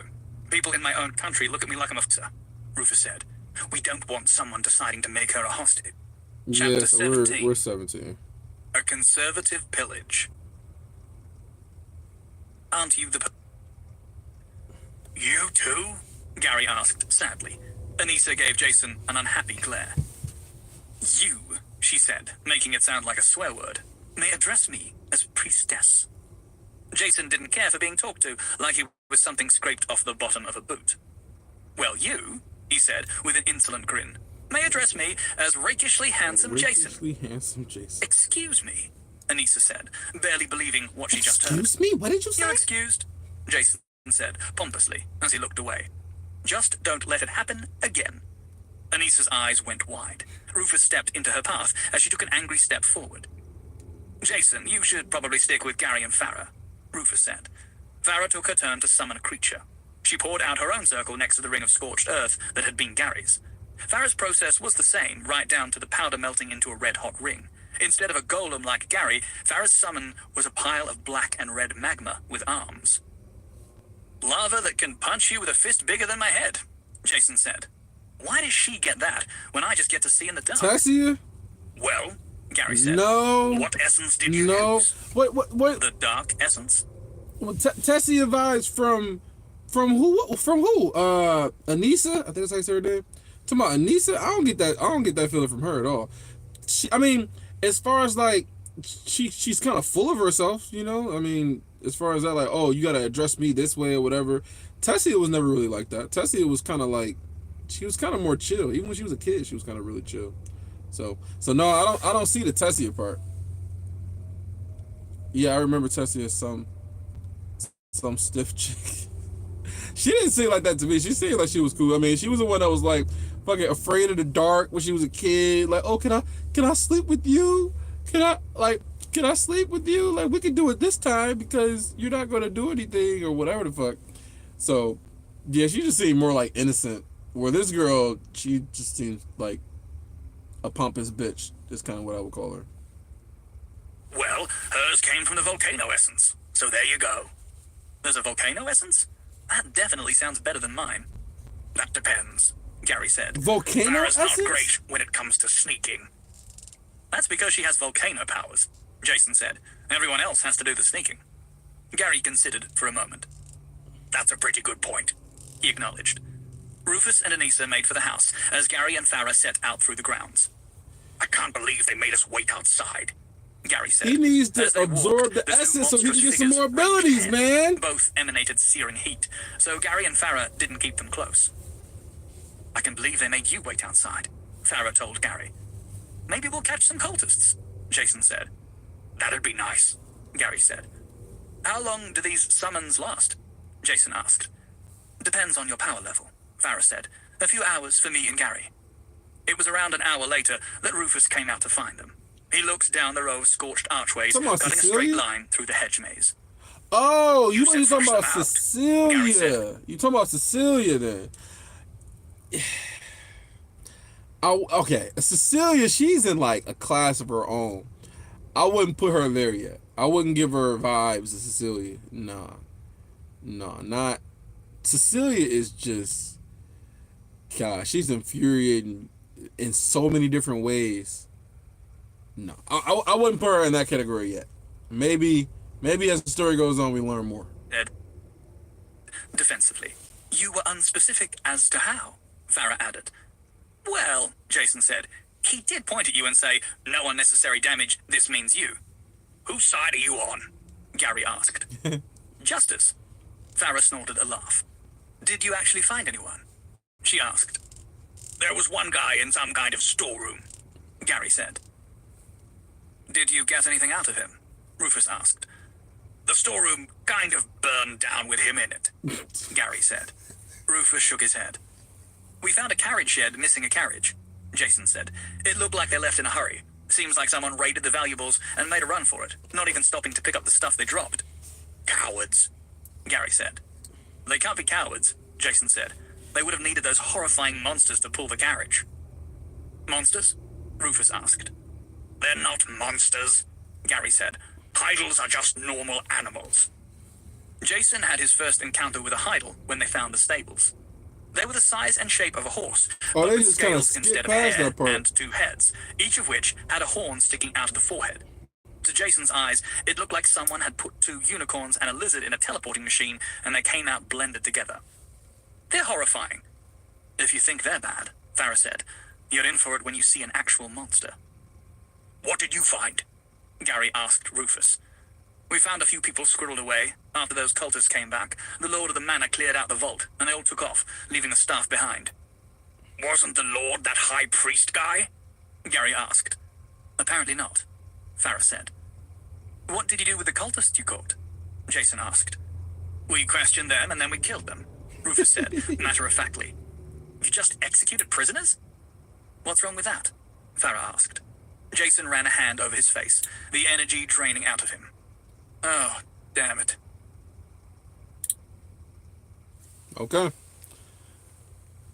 Chapter 18. 18. One of Us. One of us.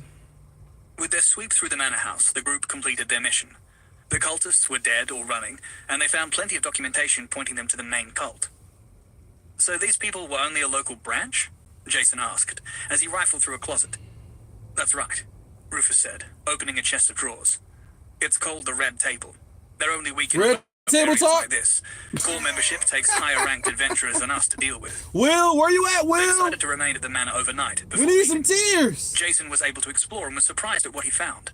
Rather than the medieval technology he was expecting, magic had been used to replicate amenities from indoor plumbing to lighting to refrigerators. The horrors found in the cannibal's kitchen were the stuff of nightmares. Jason was looking for clothes to replace the filthy rags his current outfit had become.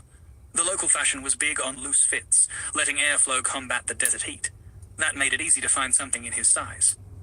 He put together something suitable and took a hot shower, the water flow and temperature controlled by a pair of crystals. After he stepped out, feeling refreshed, he put on some of the new clothes. The top was lightweight and breathable, fully covering the arms and with a wraparound hood to shield the head and face from the sun. Gary had worn something similar for their previous trek across the desert. The rest of the outfit was loose pants and practical desert boots. Underneath were the silkiest pair of boxer shorts he had ever encountered. You know what? I want to say it makes no sense that he hasn't absorbed those other essences yet. It makes no sense. Like his ass should have already absorbed those essences and gotten some new powers. We should be getting some new abilities. But maybe he can kind of choose what he wants, because he said that he had the essence. He got the essence from the slug thing, which is like, what was it called? Apocalypse. He had the apocalypse essence, and then he had some other essence from killing the leaders of the cannibalists. He got some essence from them. So I know he's got at least 2 right now that he hasn't even absorbed. He hesitated before using purloined underwear, but he decided not to go commando when they were headed back into the desert. He wondered if he had killed the person whose clothes he Yeah, had worn. blood As for his essence. old clothes, You're right. only the t-shirt was salvageable. The pants and sandals were beyond saving and got thrown away. You no longer own items belonging to the starting gear outfit. Starting gear outfit has been removed from the outfit tab of your inventory. Remembering the outfit tab, Jason played around with it, creating several outfits from the clothes he had collected. His snake-tooth dagger had been retrieved, along with the gear from the rest of the group, so Okay. he joined the default ensemble, along with the snakeskin belt and sheath. He put together a few extra outfits, creating more sets for them. Conveniently, items in the outfit tab didn't take up space in his main inventory slots. The most interesting part was when he changed outfits. Switching gear sets shrouded his body in dark mist for a brief moment, during which the old gear was returned to the inventory and the new gear appeared directly on his person. That's He cool. switched rapidly back and forth between outfits to try it out. The dark smoke lightly tingled his skin. Nighttime found Jason laying in a bed, staring at the ceiling. He was exhausted after the strangest and most dangerous day of his entire life, but his mind refused to retreat into sleep. Shoving off the covers, he opened his inventory to throw on one of his new outfits. The group had claimed bedrooms in a row on the top floor. A shared balcony connected all the rooms, each accessible through French doors. Jason opened his set of doors and wandered out. He rested his hands on the balustrade and looked up at the sky. In a massive field of stars, a pair of moons shone bright, one half moon and one crescent. I really am in a different world.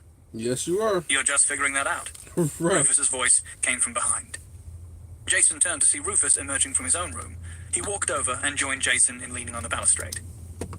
Couldn't sleep either? Jason asked. I'm on watch, Rufus said. We don't think the cultists will come back, but they've surprised us before. We're rotating turns through the night. Didn't want me to take a turn? Jason asked. Honestly? No. Jason chuckled. Good call. He turned his gaze back to the sky. So why aren't you sleeping? Rufus asked. I would have thought you'd be out the moment you hit the sheets. Everything that happened today just keeps running through my head, Jason said. I was concussed for most of it, so it feels like it wasn't me somehow.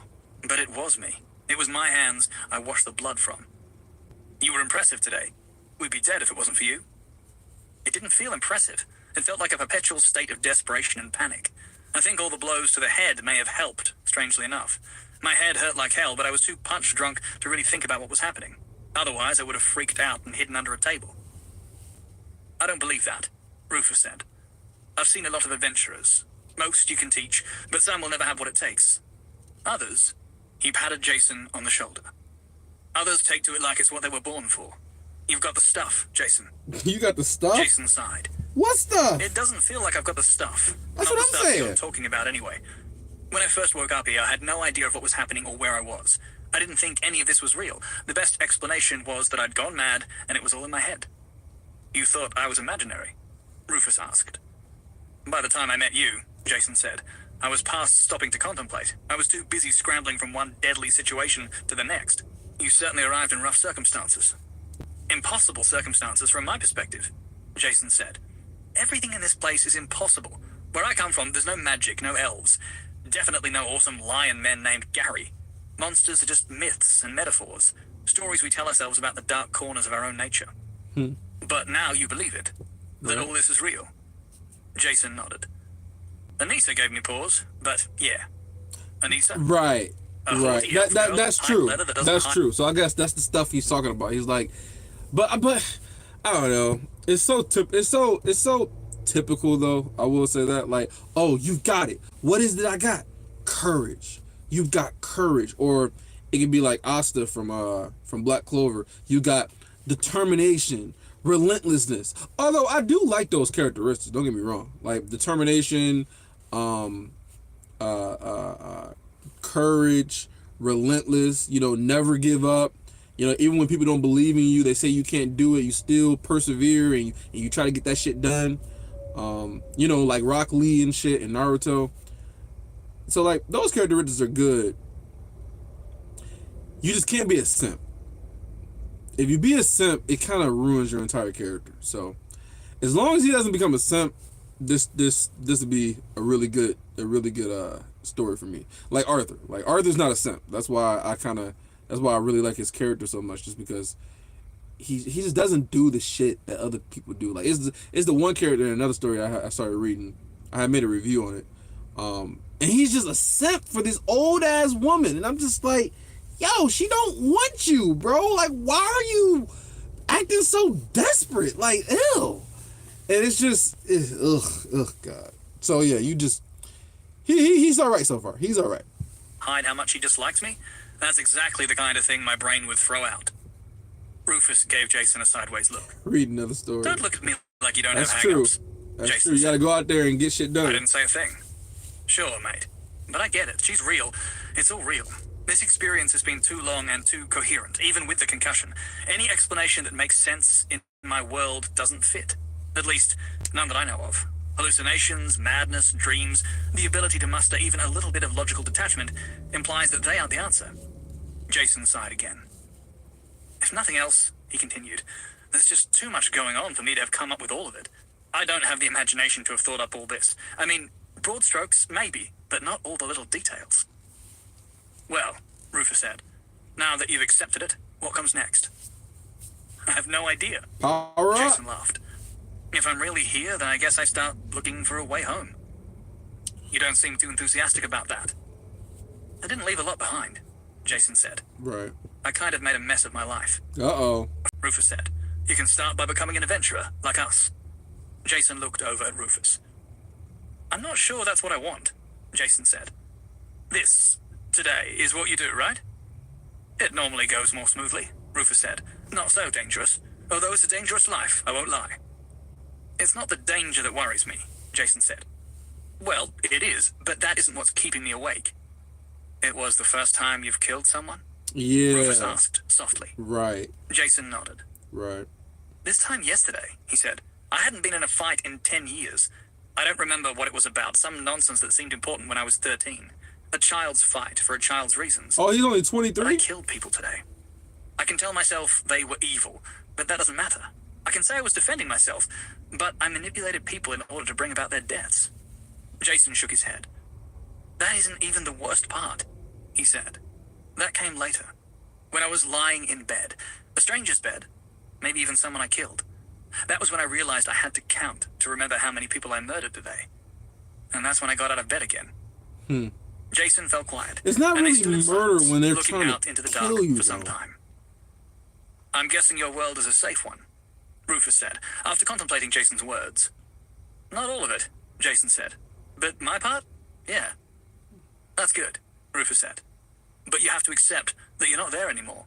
This world can be hard, and life can be cheap. You said it doesn't matter that the ones you killed were evil, but you're wrong. You think we were the first people on their chopping block. You saw what was in that kitchen. Right. There's a larder downstairs with a cell to keep people in, and it wasn't a new cell either. They've been doing this for a long time. If we hadn't stopped them, they'd have killed us too and plenty more after. Yeah. I don't know what justice is like in your world, but in this one, it sometimes comes down to people like us dealing with people like them. I'm not sure I can be that hard, Jason said. What? I saw you today, Rufus said. You can be. Exactly. You And if I don't fucking want to punched a hole through somebody's Rufus not. chest, bruh. That's a Like, choice come only you on. can make. I don't know what kind of person you were before, but this is a chance to leave that person behind. To become whoever you choose to be. That's a rare chance. Right. Just remember that every choice has its consequences. That's right. Even if you choose to do nothing. Rufus looked over at Jason, then back. Man, out to the Rufus night sky. he's spitting facts, man. He's spitting some facts at his ass. Spitting game, yo. He's literally giving him the whole life lesson. Like, listen, you can't dwell on what you used to be. You in a whole new world. You gotta accept reality. Life is not the same over here. Every choice you make has a consequence. Even if you choose to do nothing, it has a consequence. So yeah, bruh. Rufus over here spitting game. I'm an adventurer, Rufus said. Being an adventurer can open every door, give you everything you ever wanted. Power, money, respect, travel the world, see amazing things. 9 days out of 10, being an adventurer is the best thing you could possibly be. But on that 10th day, that's the one when you earn all the others. When you make the hard choices. When you walk through fire, so no one else has to. Okay. Rufus turned to Jason, giving him a weary smile. Has it made me callous? Rufus asked.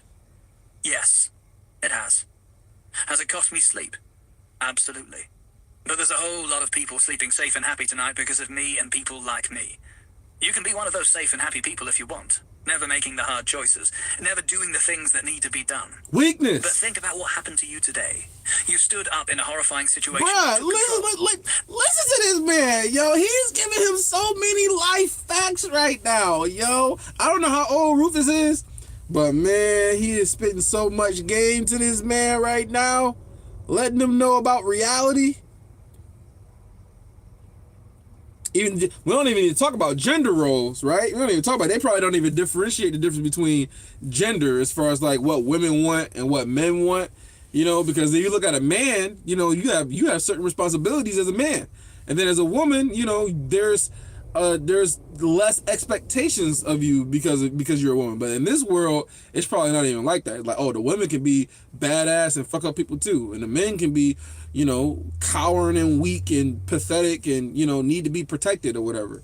So in this world, it probably goes either way. But yeah, but he should know though, because he come from his world. Like, you a man, bro. Like, somebody knock on the door 2 o'clock in the morning, you're the one that's got to go and answer the door, not the other person that you with. Your guys got to go in there and put your life on the line. So, I mean, you got to be forced with those type of decisions regardless. So for the fact that he's getting these explanations to him about this world, is just like, I don't know. Some of this shit he should already know. Like, I mean, people do a lot of fucked up shit and make a lot of, you know, hard decisions just so that way other people don't have to, because people can't.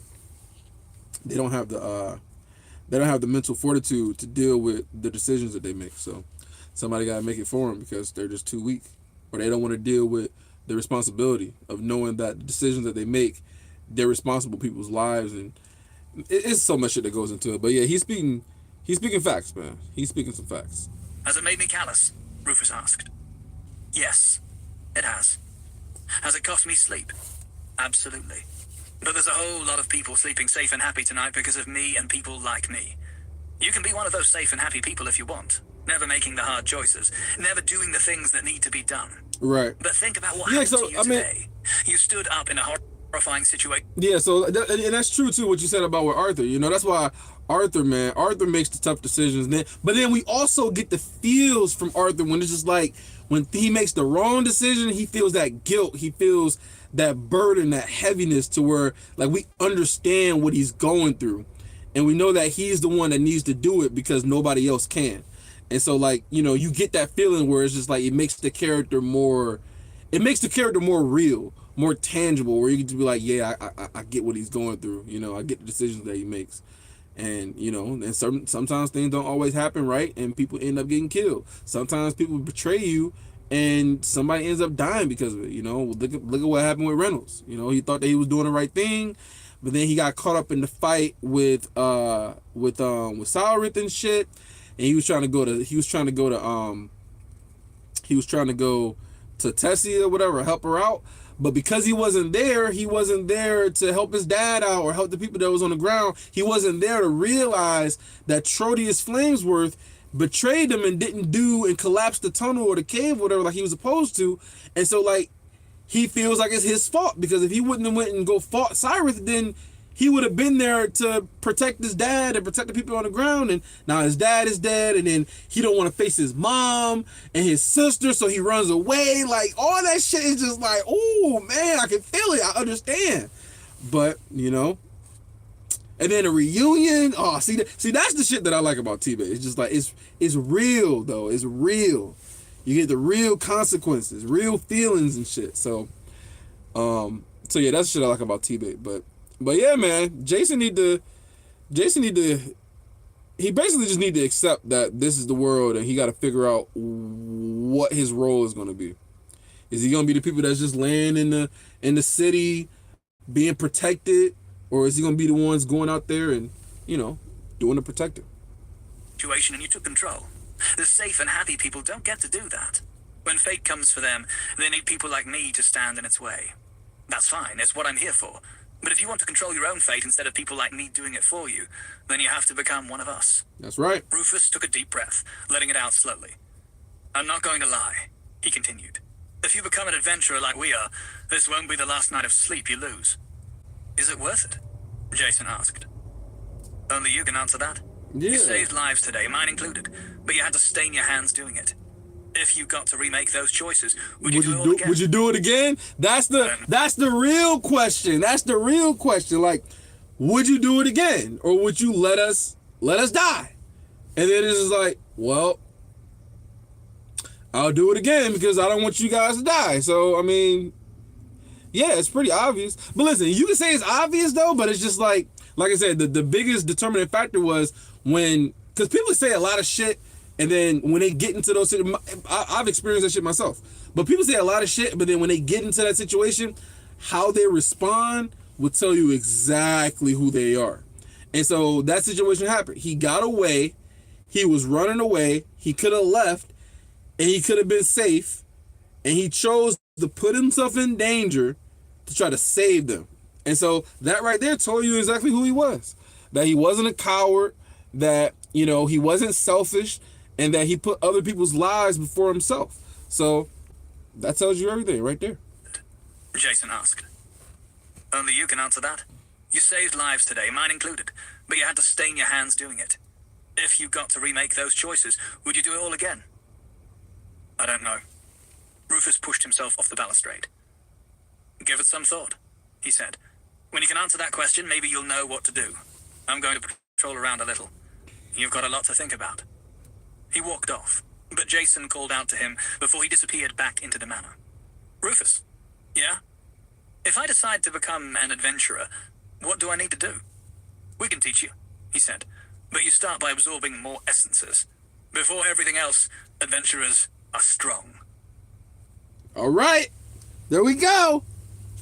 I could end it right here, but we're going to keep going. I want a lava cannon. I'm not sure I'm comfortable doing it with everyone watching, Jason said. It was a clear-skied morning, but the magic affecting the manor's climate dulled the scathing desert heat to a pleasant warmth. Jason, Rufus, Gary, and Farah had gathered on a terrace, sitting on some patio furniture.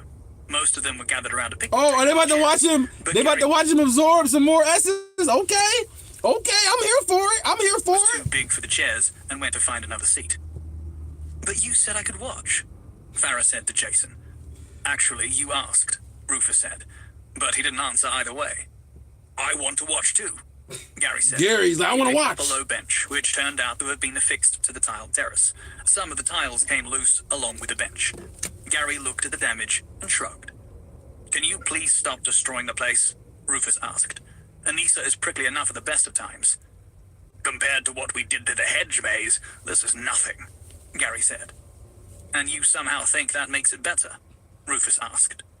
Gary walked back to the group and dropped the bench loudly.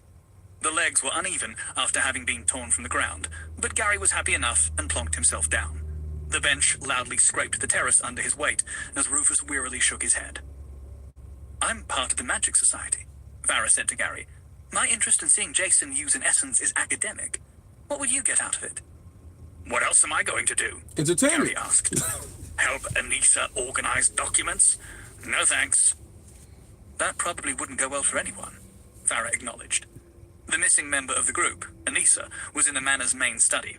They had managed to dig out various letters and other records, linking the occupants to the blood cult in other regions. Before they left the manor behind, she was gathering it together for use as evidence. The reader You might as sounds well stick a little around, Canadian. Jason said. I don't want anything happening to me if I pass out again. Don't anticipate a great show of dignity. I'm still a little surprised you got your hands on so many essences, Rufus said. You did say you only arrived in our world yesterday, right? It was a busy day, Jason said. You're not wrong there, Gary said. Should I be doing this on an empty stomach? Jason asked. I'm hungry, but I don't trust any of the food here. All the kitchen had was every nightmare I'm ever going to have again. Sorry, Farah said, but we didn't pack food. Right, you all eat money, which definitely isn't weird. I do have some tyrannical pheasant meat. Maybe we could roast it with your fire powers. I love tyrannical pheasant, Gary said. How did you stop it from dissolving with the rest of the monster? Do you know monster harvesting magic? There's a magic for that? It's an ability I have. Makes sense, Rufus said. Outworlders all have different abilities, but they're usually all focused around giving them tools to survive. Farah nodded. Looting abilities are rare and valuable, but far from unique, she said. If you have enough essences to make a full set, you can get to Iron rank, Rufus said. Then you can just eat some coins as well. A full set of essences is 4, right? Okay. So we learning a little bit more. So him being able to loot is not. Rufus. Wait, bitch, damn, why the fuck did it do that? So him being able to loot is not new. You said he has some British accent, but I'm not too equipped. It sounds a little Canadian to me because he said something, and it sounded Canadian. I forget what word it was, but anyway, I mean it doesn't really matter. But yeah, so looting is not just okay. So that's not just particular to him. Other people have it too. It's rare, but what does rare mean? We don't really know what rare means. We don't know what epic means. Like we don't know like how rare that stuff really is. We just know that it's rare. They probably got rare, epic, legendary, mythical. They probably got shit like that. That's what you see in the normal games. Where we Chapter at? 18. 18 or 19? One of Us. With their sweep through the manor house, the group completed their mission.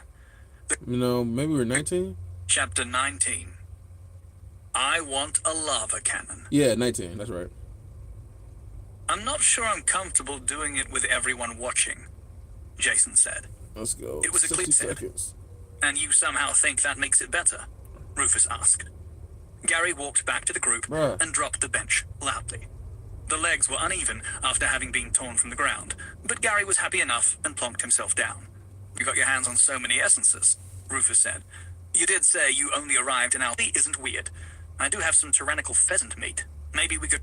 Looting abilities are rare and valuable, but far from unique, she said.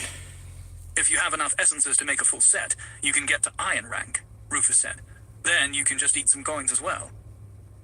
A full set of essences is 4, right? Jason asked. I've only got 2 more, plus the one I already used. I don't suppose you have another one on you? 3 is enough, Farah said. I keep forgetting that you really don't know anything. Once you use your 3rd essence, a 4th one manifests itself on the spot, or plus Wait, the one I what? already used. I don't suppose you have another Wait, one on let me you? go back. I thought he had 2. Well. A full set of essences is 4, right? Right? Jason asked. I've only got 2 more, plus the one I already used. I don't suppose you have another one on you? Oh, right. He got 2 enough. more. So he only got 1 essence. But wait. Hold on for a second. I thought he had 2 essences because... Oh, no. Maybe the stars or whatever, that wasn't an essence. I think that might have been something else. That might have been an unawakened ability. Yeah. So him being able to see through the dark, that was 1 essence. So what was the stars? The stars was considered what? That wasn't an essence. Wasn't that like a unused or unawakened ability or something? An awakening stone. Right, an awakening stone. So that's different from the essences. So I wonder if there's like a limit on how many awakening stones he can use. Because if they just gives him abilities, then that's cool. But that's crazy though, because the awakening stone, that ability kind of matches with his darkness, because it can blend into the dark, and then he can shine and shit, and then he's weightless, or at least low weight. Okay, so he got 2 more essences. So then, we're gonna get some pop, man. I wonder how strong this dude gonna get, yo. I'm ready. Once you use your 3rd essence, a 4th one manifests itself on the spot. The They're 4th called one, confluence essences because they're a result of the 3 essences you already have. In my case, I used the fire, earth, and potent essences, which gave me the volcano essence. Confluence essences only manifest after 3 essences. wait. So okay, I need this question answered though. So does it matter what type of essence he used? Like, can he use? Do they have different types of essences? And then if he absorb a different combination, then his abilities will be different. Because maybe it might be best for you to save the essence and try to get something that you think is really going to be useful. Because right now he's got the blood essence, right? You said the blood essence. Then he got the apocalypse essence. So what if he gets like a healing essence or something? Like, maybe that'd be more valuable than getting the blood essence, because you know what I'm saying? So like, maybe the combination is what matters. So maybe he shouldn't use all 3 of them at the same time and rush and try to get his 4th one, because you know, maybe he can get something more powerful. I wonder if they're gonna talk about, like, is there an essence that's like more powerful than others or something? Like, do the essences have ranks? Is there like a silver essence or a gold essence? I don't even know. Because they're a result of the 3 essences you already have. In my case, I used the fire, earth, and potent essences, which gave me the volcano essence. He sparkles like Edward, not Edward. What the fuck his name was in Twilight? You can't find a volcano essence anywhere. Wait, go back. I'm missing stuff. Fire, earth, and potent essences, which gave me the volcano essence. Confluence essences only manifest after 3 essences are used, Rufus added. You can't find a volcano essence anywhere. Even when essences manifest near a volcano, you'll usually get essences like fire and earth. Is that where essences come from? Jason asked. They just appear randomly. That's right, Farah said. Your world may not have any magic, but this one has it in abundance, to the point where it just starts manifesting all over the place. That's crazy. Most magic manifestations are monsters, Rufus explained. They just appear, hopefully in the wilderness, but the magic they're made of isn't stable. Eventually they break down and dissolve back into magic. Killing them just makes it faster. Say you killed something that wasn't a monster, but an animal, Jason said. A giant snake, for example. That wouldn't dissolve into a stinky cloud. Exactly. Monsters frequently aren't a problem when they first manifest, but as they get closer to breaking down, they become highly aggressive. The bulk of our job as adventurers is hunting them down before they reach that stage. Okay. It isn't just going places and killing everyone you find? Jason asked. That's crazy. No, Rufus said. I'm not sure I'd have the stomach for that. I definitely wouldn't care to work with those that did. How long do monsters last before they go berserk? Jason asked. Depends on the rank of the monster, Farah said. Lesser monsters only last a week or 2. They start so close to breaking down that they're aggressive from the moment they appear. Okay. But they aren't really a threat. An old woman with a broom can handle them. Really? Iron rank monsters last about a month, getting aggressive in the final week or so. Iron rank, okay. It goes up from there, but this is a low magic region, so mostly you see iron rank with a smattering of bronze. Monsters have ranks then? Jason asked.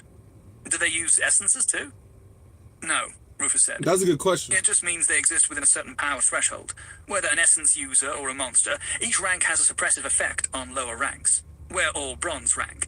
If you were to fight any of us, your iron rank abilities would have much less effect. You can overcome that briefly by boosting your attributes with spirit coins, right? Farah added. That only works to a degree, though, and not for very long. Right. You have to pick your moment, because it will leave you weaker once the strength fades. Right. I know all about that, Jason said. There are other manifestations of magic, Rufus said. They're not alive, which makes them more stable, and they stick around until you use them. Essences, Jason said. That's the most powerful manifestation, Rufus said. Also the rarest. Then there's quintessence, which is kind of like chunks of essence. Could you get a pile of it and use that as an essence? Jason asked. Afraid not, Rufus said. These are good questions. People have been trying to make that work for years, Farah said. There's always some crackpot who claims to have figured it out, but it isn't possible. Quintessence is still useful, though, Rufus said. Crafting? It may not be as powerful as an essence, Farah said, but it gets used a lot more. Ritual magic, alchemy, weapon forging. Yeah, I make weapons and armor, Gary said. that makes I sense. go through quintessence by the pile. Literally, piles of it. We found a magic supply storeroom yesterday, Farah said.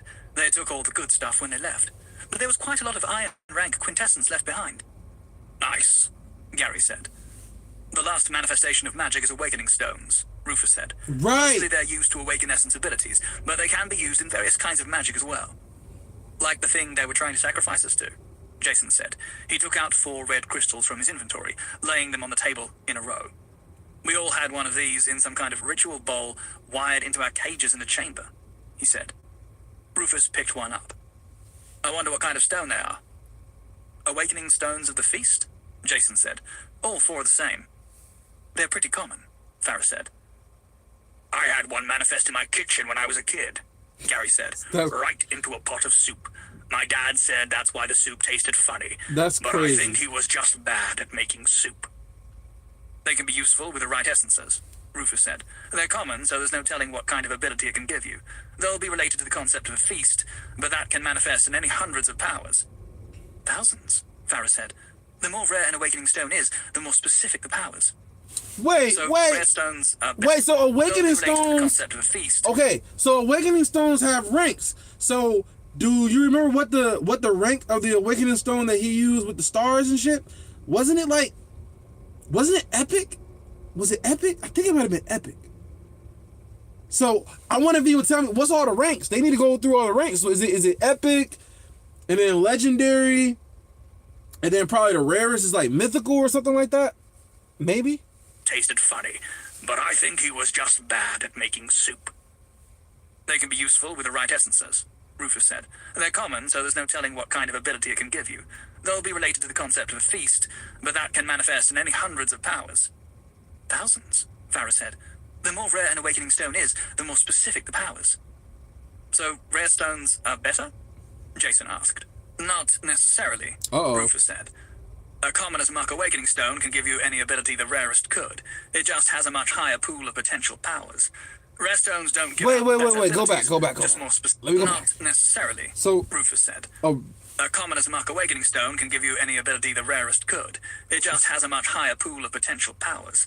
Rare stones don't give out better abilities, just more specific ones. So if you want a specific kind of ability, that's when you need to find yourself the right flavor of rare stone. There aren't any guarantees, though, Farah said. Even the rarest stone might not give you what you want. You should always remember, though, that the biggest determinant of what ability you get is the essence it comes from. I have this blood essence, Jason said, pulling a red cube from his inventory. The slick surface looked like it was wet with blood, but it was dry and warm. oh, okay. So, wait, okay.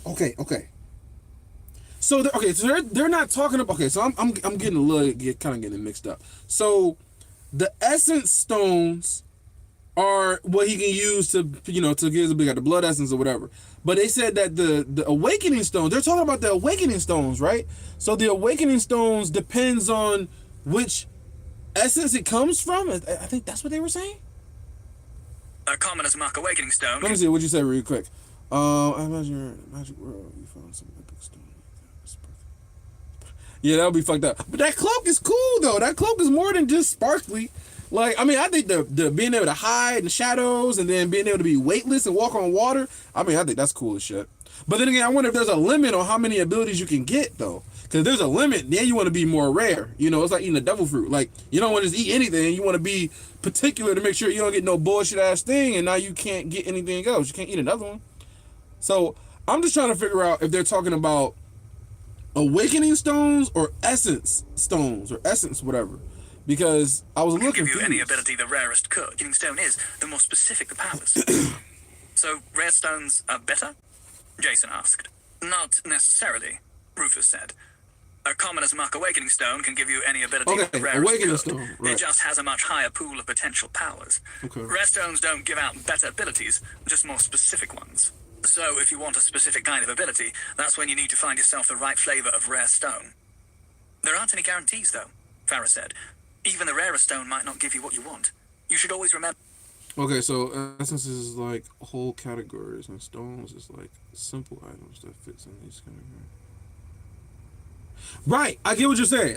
So each each type of essence is categorized with specific awakening stones. So you can have, like, let's say, fire essence, water essence, dark essence, and then you can have a fire awakening stone, a dark awakening stone, or what did I say? Fire, dark, or water, whatever. So I kind of get that. And so if you want to get a particular ability, and you know that ability comes from the dark essence, the best chance to get it is to get a dark awakening stone, or darkness awakening stone.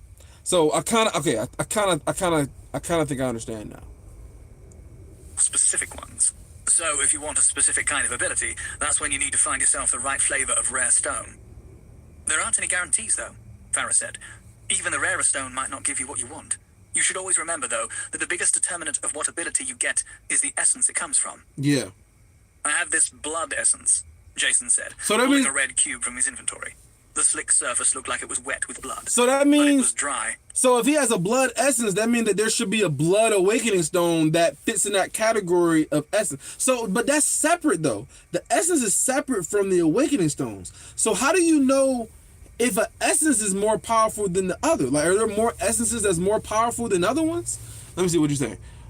It's not saying, sorry, but my understanding. If you have, for example, water essence and firestone. If you have a water essence and a fire stone, you will get something like a fire resistant skill. Oh, you're talking about like a water essence, and then you use a fire stone. It give you a fire resistant skill.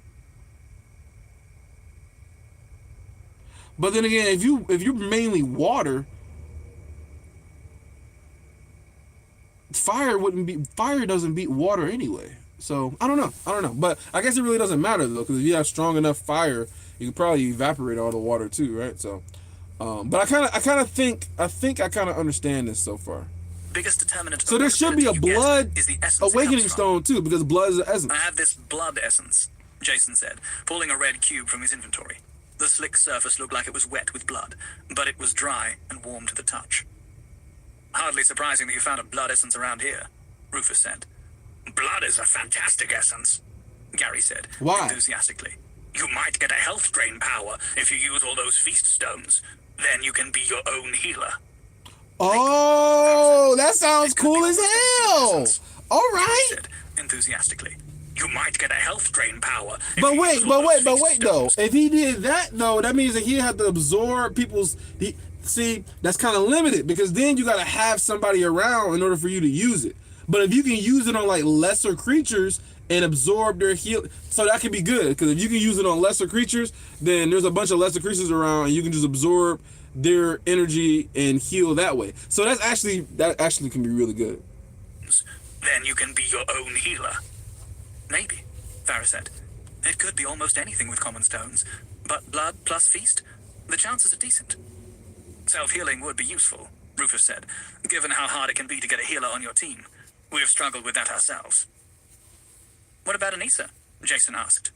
Anissa is a temporary addition, Rufus said. It's usually just the three of us. Okay. Self-healing is very common with blood essence, Farah said.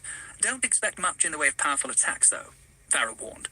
Blood essence abilities tend to be more insidious. Bleeding, poison, that kind of thing. Okay. No lava cannon? Jason asked. Sadly, no, Farah said, with a chuckle. So maybe he shouldn't use But it. I want a lava cannon.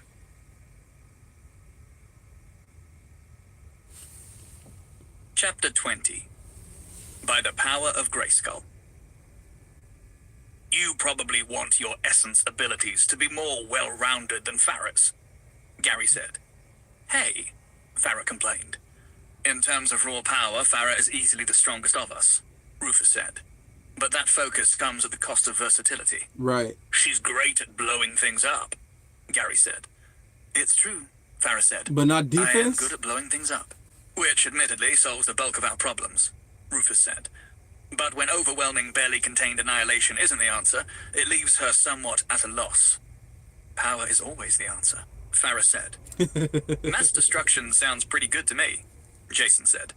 But it doesn't seem like the blood essence would give me that. Should I use it or hold out for something better? That's up to you, Rufus said. It's best to consider what other essences you'll have. Well, I've already used the dark essence, Jason said. That could work, Farah said. A sneaky assassin type. A bit of poison here, exsanguination there. Just make sure you avoid the death essence, Rufus said, the others nodding in agreement. Death essence? Death Jason asked. essence? The death essence has some powerful abilities, Gary said, but they come with big drawbacks. Very few essences have side effects, but death can produce some nasty ones. Remember how we explained about confluence essences? Rufus asked. That's your buy 3, get 1 free Get deal one on essences, free? right? Jason said. That's right, Rufus said. More or less. Some confluence essences are produced by a wide variety of combinations. The death essence has a nasty habit of producing the confluence essence, undeath. There are so many combinations that produce it, almost all of which involve the death essence. Take the blood essence you have here, for example, Farah said. Add in a death essence, and pretty much anything else in the undeath essence will pop right out. Undeath is bad, Gary said. The abilities in the undeath essence have a nasty habit of turning you into some kind of unliving monstrosity, Rufus said. If it came along with the blood essence, Farah said, you'd almost certainly get an ability that turns you into a vampire. Vampires are a thing? Jason asked. They are, Rufus said. Wow. And they're bad. For one thing, they can't sustain themselves with spirit coins or even regular food anymore. What? They drink blood, They need Jason blood? said. They do, Rufus confirmed.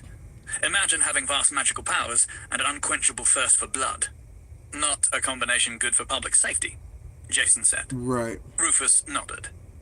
People with the undeath essence almost always awaken a power that changes them like that, he said. Such powers are very strong, but they all bring with them unnatural appetites.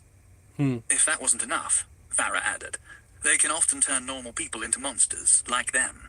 Not with the essence powers of the original, but dangerous enough. Vampires turning other people into The vampires, vampires, right. Jason said. Makes sense. Can't beat the classics. Right. Even if the undeath essence doesn't turn you into a monster, Farah added, it tends to give out less than palatable abilities. You already said that the blood essence has life-draining powers, Right. Jason said. Less palatable than that?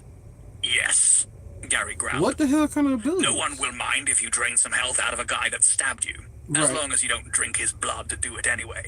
When you raid the local cemetery, though, no one wants their dead family members shambling into town as part of your undead army. Oh, That's what okay. Farah said. We actually Necromancer. met fighting a zombie plague. A proper zombie plague? Jason asked. Zombies turning other people into zombies, the whole deal. The whole deal, Gary said.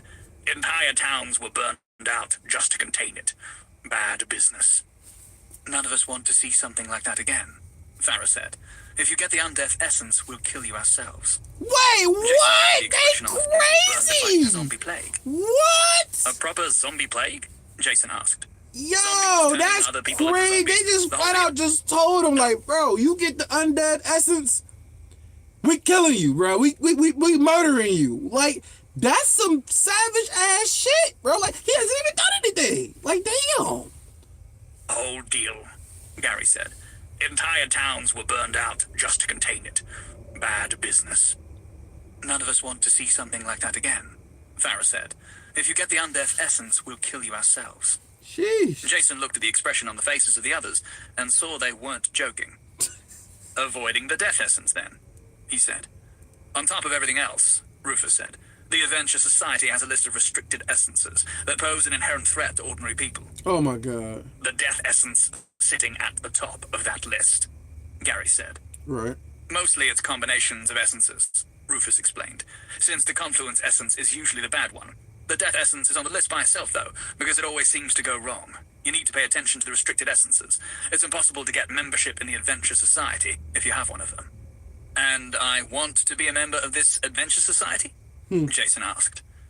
You do, Rufus said emphatically. Well, Jason said, I don't have a death essence, but I'm a little wary of the one I do have.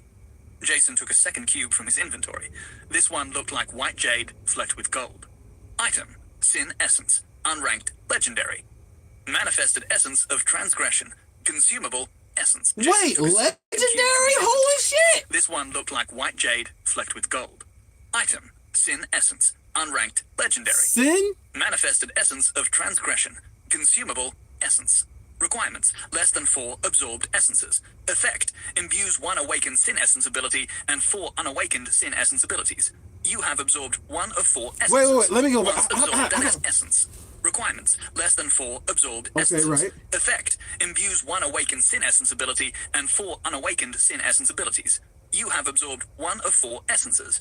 Once absorbed, an essence cannot be relinquished or replaced. You are able to absorb sin essence. Absorb. Yes, no. May I? Farah.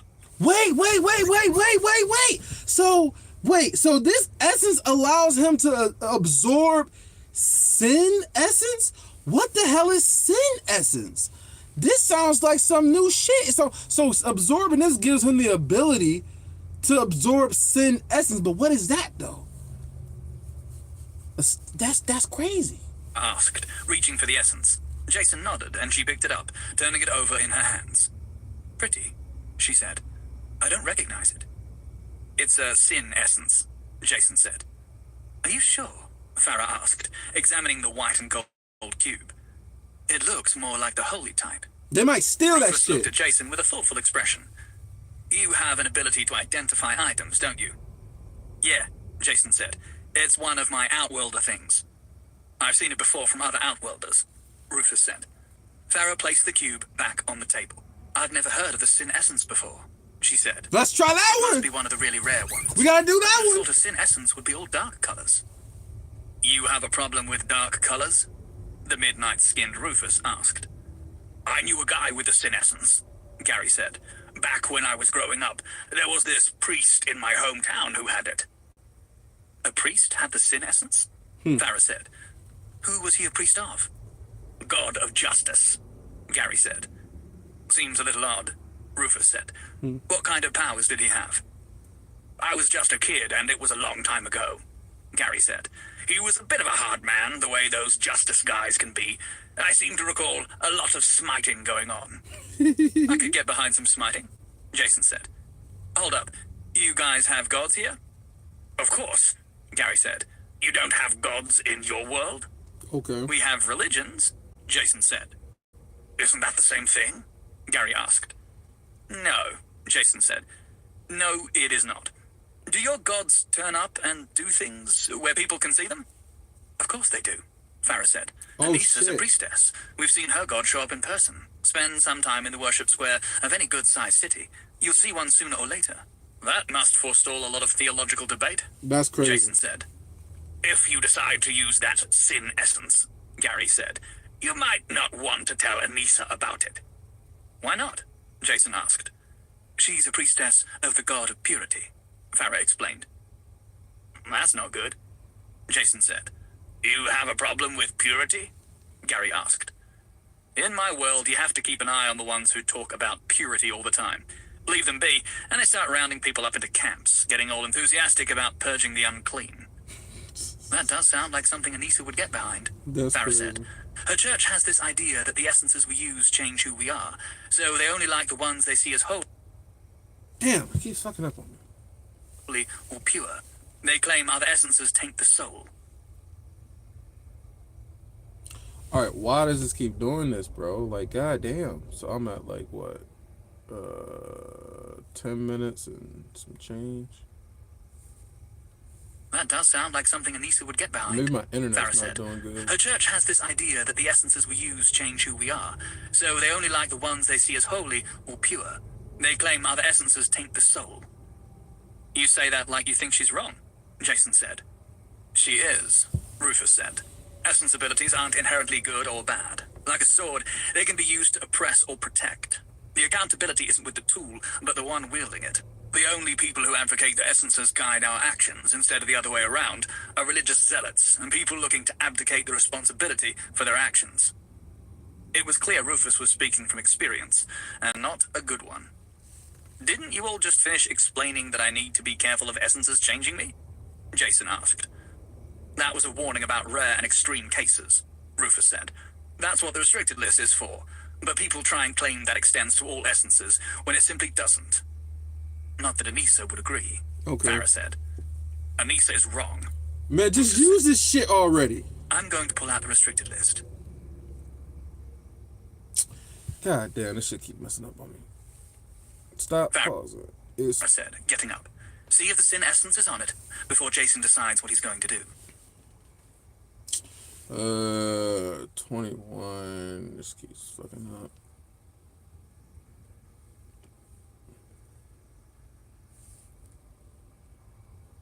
Yeah, I kind of figured it was messing up on me.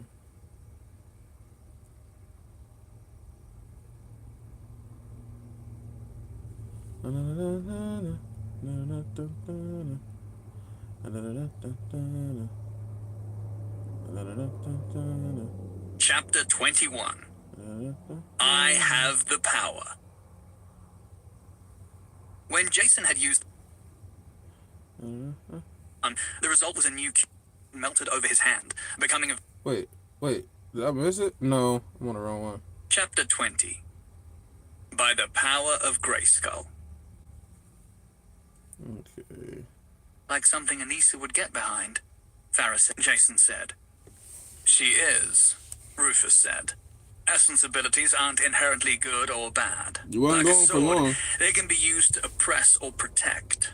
The accountability isn't with the tool, but the one wielding it. The only people who advocate that essences guide our actions instead of the other way around are religious zealots and people looking to abdicate the responsibility for their actions. It was clear Rufus was speaking from experience, and not a good one. Didn't you all just finish explaining that I need to be careful of essence? Not that Anissa would agree, Farah said. Anissa is wrong, Rufus said. I'm asked to rise out of the ground. It rose up through the terrace without breaking through the tiles, like it wasn't truly substantial until it had completely emerged. She took out a stone tablet from inside the chest. It looked to be made of swirling blue and white marble, with script written across it in what looked like actual gold. Farah touched a finger to the script, and it started shifting about, the text changing in front of their some eyes. Beer? What kind of beer you What be is drinking? that? Jason asked. This is called a living document, Farah said. It stores large amounts of information and is connected to a central record.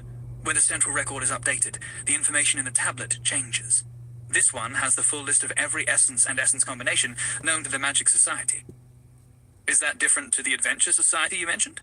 Yes, but we can explain all that once we get back to civilization, Okay. Rufus said. The tablet is a lot more expensive than a paper copy of the list, Never heard of Farah it. said. But it's smaller and doesn't have to be replaced when the list is updated. Does it get updated a lot? Jason asked. There are all kinds of essences, Farah explained, as she kept her eyes on the shifting text of the tablet. Many of them are extremely rare. Most people go for tried and tested combinations, but there's always someone trying new things. Ah, here we are. She found what she was looking for in the tablet, and the text stopped changing about. We can look up an essence and see what combinations are known for it, as well as any restricted combinations, Farah said. Looks like your sin essence is in the rarest category. There really aren't a lot of them going around. Okay. Is it restricted? Jason asked. Not by itself, Farah said. Not a big list of known combinations. Looks like there is one restricted combination. Never heard of the succubus essence before. Probably because it takes two insanely rare essences. What about the essences Jason has? Rufus asked. Hold on. Dark, blood, and sin, right? That's what I have, Jason said. That combination is actually here, Farah said. Wait, what? It produces the Doom essence, another one I've never heard of. Doom? Not restricted, so good news. Did you say the Doom essence? Doom? Jason said. Wait, did they say I did. Dune? Farah said. D-U-N-E Farah said. or Doom? It produces the Doom essence, D-O-O-M. another one I've never heard I of. think the Doom. Not restricted, so good news. Did you say the Doom essence? Jason said. I did, Farah said, putting away the tablet. Sounds imposing, right? Is that Yeah. something I really want to run around with? Doom. Jason asked. Of course you do, Gary said. Right! Who's going to mess with the guy with the Doom essence? Blow some shit up! Did it say what kind of abilities it produces? Rufus asked. Affliction specialist is what's listed, she said. Affliction specialist? Jason asked. Affliction. Is that like a death by 1,000 cuts kind of thing? Yeah, Gary said. Ongoing damage, debuffs. Did you just say debuffs? Jason Debuffs? asked. Yeah, that's where. I know what debuffs are, Jason said. I'm just wondering how directly my ability translated that word. So what do you think? Rufus asked. Afflictions are an uncommon specialty, and the exact opposite of what Farah does. Her damage powers are immediate and explosive, but she exhausts herself quickly. An affliction specialist is weaker in short fights, but unparalleled in drawn-out conflict. I don't know, Jason said. I don't know what's good. I say go for it, Varys said. There aren't a lot of affliction specialists, which will put you in demand. You'll get called out for all the big fights. But, okay, so I'm pretty sure that he's probably not going to get the Doom essence. It'll probably turn out to be something else, something different, something crazy.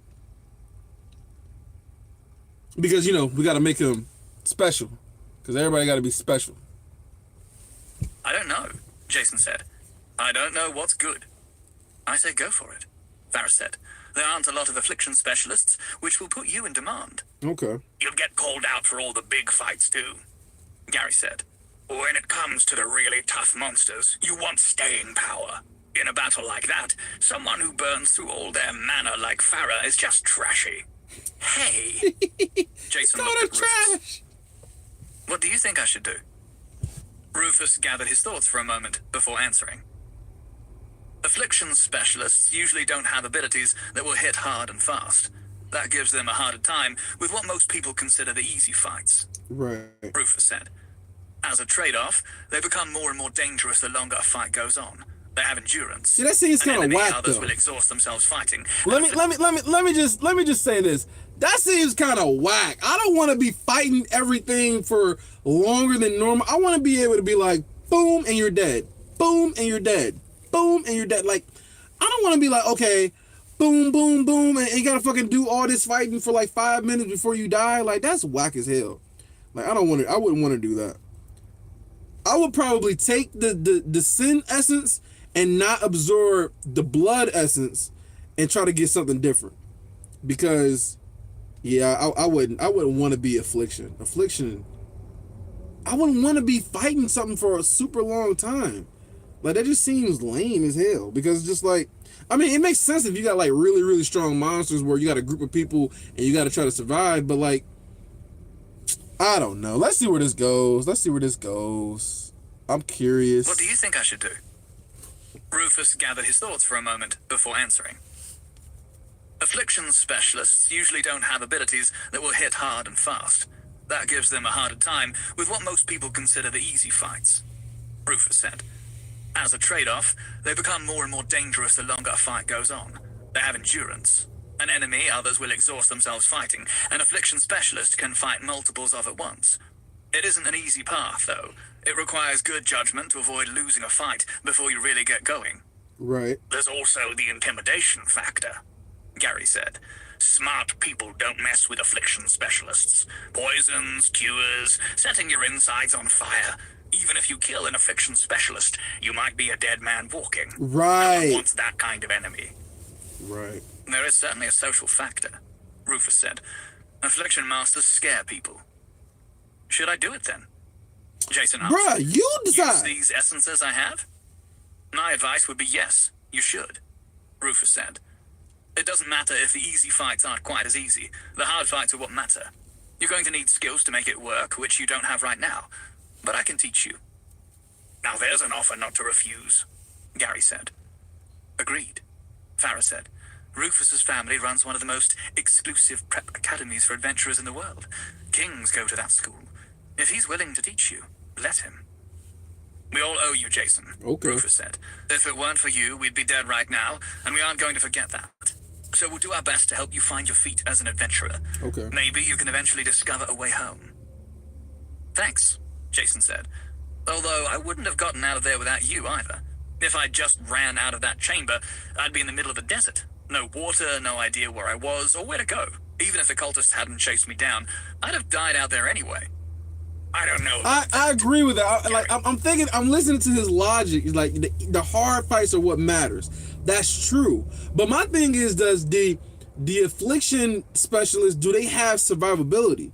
Like, are they able to survive long enough? You know, because if you got to do all this, like you said, death by 1,000 cuts. If you got to do all these slow attacks, that means you got to have really good agility. You got to be able to dodge. You got to be able to, like, you know, survive long enough for your attacks to even work. You know, it stacks and stacks and stacks and stacks, and then they're dead, you know? So It really just depends on what abilities he gets. And does he get any like sort of speed or, defensive abilities?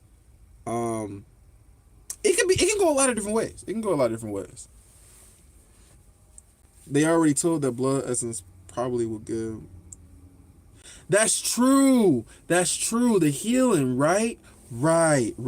But that's not a legendary essence though. Maybe he should get another. I think the dark essence was an epic. Maybe it wasn't epic. I don't know. Let's see what he does. Gary said, "You seem to have a way of turning situations around." "I think turning the sun around is a bit beyond me," Jason said. He placed a hand on the blood essence sitting on the table. "All right," he said. "I guess we should do this before Anissa comes out." "Oh, I wouldn't worry about that," Farah said. "I left her buried in documents in the study. I think she's going to read every piece of paper in the whole manor to make sure she doesn't miss anything." "That's good," Jason said, "because I have an awakening stone that seems a little questionable as well." Jason picked up his 2 essences and stood up. He was concerned about passing out again, so he led them off the terrace and onto the grass, where they all sat on the lawn. "So how does this work?" Farah asked. "I just kind of do it," Jason said. "I want to try something this time, though." He held up the blood essence in his hands. "Fabulous secret powers were revealed to me when I held aloft my magic cube." He raised the cube above his head with one hand. "What in the world are you doing?" Farah asked. "I told you I'm trying something," Jason said. "I didn't expect it to work, but it wouldn't be the least plausible thing I've seen in the last day." Jason lowered his arm back down. "I'm starting to suspect that it isn't just that you're an outworlder," Rufus said. "I think you might be strange in any world." Okay. Chapter 21. I Have the Power. When Jason had used the dark essence, it had turned into smoke, painfully invading his body until he passed out. The blood essence instead melted over his hand, becoming a viscous liquid that crawled up his arm and started coating his torso as it seeped through his pores and into his skin. No shit. It savagely burned its way into his flesh, leaving him sprawled on the ground as he fought to endure the pain. That's Gritting crazy. his teeth, he barely managed to stave off unconsciousness. By the time the pain subsided, he was on all fours, rapidly panting. His clothes were wet with perspiration. "You have absorbed blood essence. You have absorbed 2 of 4 essences. Progress to iron rank, 50%. 2 of 4 essences. Okay. Blood essence has bonded to your power attribute, changing your power from normal to iron 0. Master all blood essence abilities to increase your power attribute. You have awakened the blood essence ability, Blood Harvest. You have awakened 1 of 5 blood essence abilities." That was interesting. So he can have said, 5 voice blood clinical. essence abilities? Functionally, it appears similar to how a confluence essence is absorbed, although the strain on the subject is clearly increased. Too many unanswered questions for one subject. I wish I had more of you. "The subject has a name," Jason groaned painfully. "I wonder if the type of essence affects the process," Farah mused. "You said you passed out last time, yes? Perhaps subjects adapt with each event." "The first one was definitely worse," Jason said. "Not that this one was a lot of fun. I'm still going to need a moment." "What's your new ability?" Gary asked. "You should be able to feel it, right?" As Gary suggested, the new power had engraved itself into Jason, making itself a part of him. Okay. Ability, Blood Harvest, Blood. Spell, Drain, Cost, Low Mana, Cooldown, None. Current rank, Iron 0, 0%. Effect, Iron. Drain the remnant life force of a recently deceased body, replenishing health, stamina, and mana. Only affects targets with blood. "Looks Okay. like it's for healing up after a fight," Jason said. "Sounds like a good one," That's good. Gary said. That's definitely "Abilities good. with restrictions are usually more powerful, especially if it makes them hard to use in the middle of a fight." "Who doesn't love a balanced ability?" Jason said. "A healing ability too," Gary said. "That's especially good when you don't have a healer with you. We go through a lot of potions." Right. "Yes, we do," Farah agreed. Okay. "But you have a healer," Jason said. "Anissa isn't a permanent part She's of the team, temporary. remember?" They said Rufus that already. "This contract is for her church. They asked us to take her along, give her some field experience. Seemed like a good deal for both I can't believe sides." it's almost been 3 hours. See? Holy shit. Jason asked. "She can be a little judgmental," Farah said. "A lot judgmental," Gary said. Also cold, Farah said. Weren't you the one calling me the subject a minute ago? Jason asked. Don't talk behind her back, Rufus scolded. If you can't say it to her face, then don't say it. Now you're being judgmental, Gary said. Gary, should I use my other essence next? Jason asked. Or should I use some of these awakening stones to get more abilities? Essences first, Farah said. Wait, how Your many abilities are awakening based on the stones does he essence have? stone you got them from, obviously, but also on the Wait, essences go and back. abilities you already have. I gotta go back. Or should I use some of these awakening stones to get more abilities? Essences first, Farah said. Your abilities are based on the essence and stone you got them from, obviously, but also on the essences and abilities you already have. Using all your essences first means your abilities will better complement one another. Right. If you awaken too many abilities before you have all your essences, Rufus said, your abilities will lack focus. There will be more random powers that don't work as well together. Okay. Synergy, Jason said. Right. That makes sense. That makes Another sense. essence Okay. it is. Not quite back in shape for the next one, though. I might just lay here for a little bit. Jason lay back on the grass while he recovered his strength. He took the chance to ask the others where they would be going once they left the manor. They told him about a city on the coast, the only city in the entire desert region. Bruh, why they teasing us, All right, yo? Jason said, sitting up. I think I'm good to go again. All right. He sat cross-legged Let's on the go. grass, the sin essence in his hands. You are able to absorb sin essence. Absorb. Yes, no. The white and gold cube started to shrink as motes of light emerged from it and Okay. floated around Jason. Okay. By the time the entire cube vanished, the light swirling around Jason had become a bright corona. Are you sure that's a sin essence? Gary asked, only to be shushed by Farah. The lights began sinking into Jason's skin, a feeling of internal pressure building as they filled his body. More of the lights pushed their way inside, and discomfort became pain as he felt like someone was trying to inflate him. Eventually, the sensation passed, the pressure giving way to relief. It felt like finally taking a wee after needing one really badly. Oh my God. Really? You have absorbed Sin Essence. You have absorbed 3 of 4 essences. Progress to Iron rank, 75%. 3 of 4 essences. Sin Essence has bonded to your Recovery attribute, changing your Recovery from normal to Iron 0. Master all Sin Essence abilities to increase your Recovery attribute. You have awakened the Sin Essence ability, Punish. You have awakened 1 of 5 Sin Essence abilities. Okay. That one wasn't so bad, Punish. Jason said. Huh. I think I'm getting used to it. Good, Rufus said. So, because you need to do it again. As if to punctuate Rufus's words, 3 shimmering, incorporeal cubes emerged from Jason's torso and started spinning around him in the air. The cubes were images of the essences he had absorbed, plainly lacking in substance. The images converged in front of Jason, interposing themselves over one another. Once the 3 cubes merged into one, the result was a new cube, swirling with light and Okay. shadow. The pattern shifted like thick oils. Is it gonna mixed be together. Doom? The confluence of your essences has produced the Doom essence. This is a confluence essence that you may claim or reject. If you choose not to claim this confluence essence, it will not be available to you again. It's like a yin-yang lava lamp, Jason said. What happens if I don't take it? Then I slap you over the back of the head, Gary said. If you refuse your confluence essence, Rufus said, you can only replace it with a normal essence. I promise you that is not the way to go. Only the clergy reject the confluence essence because their gods give them divine versions of regular essences.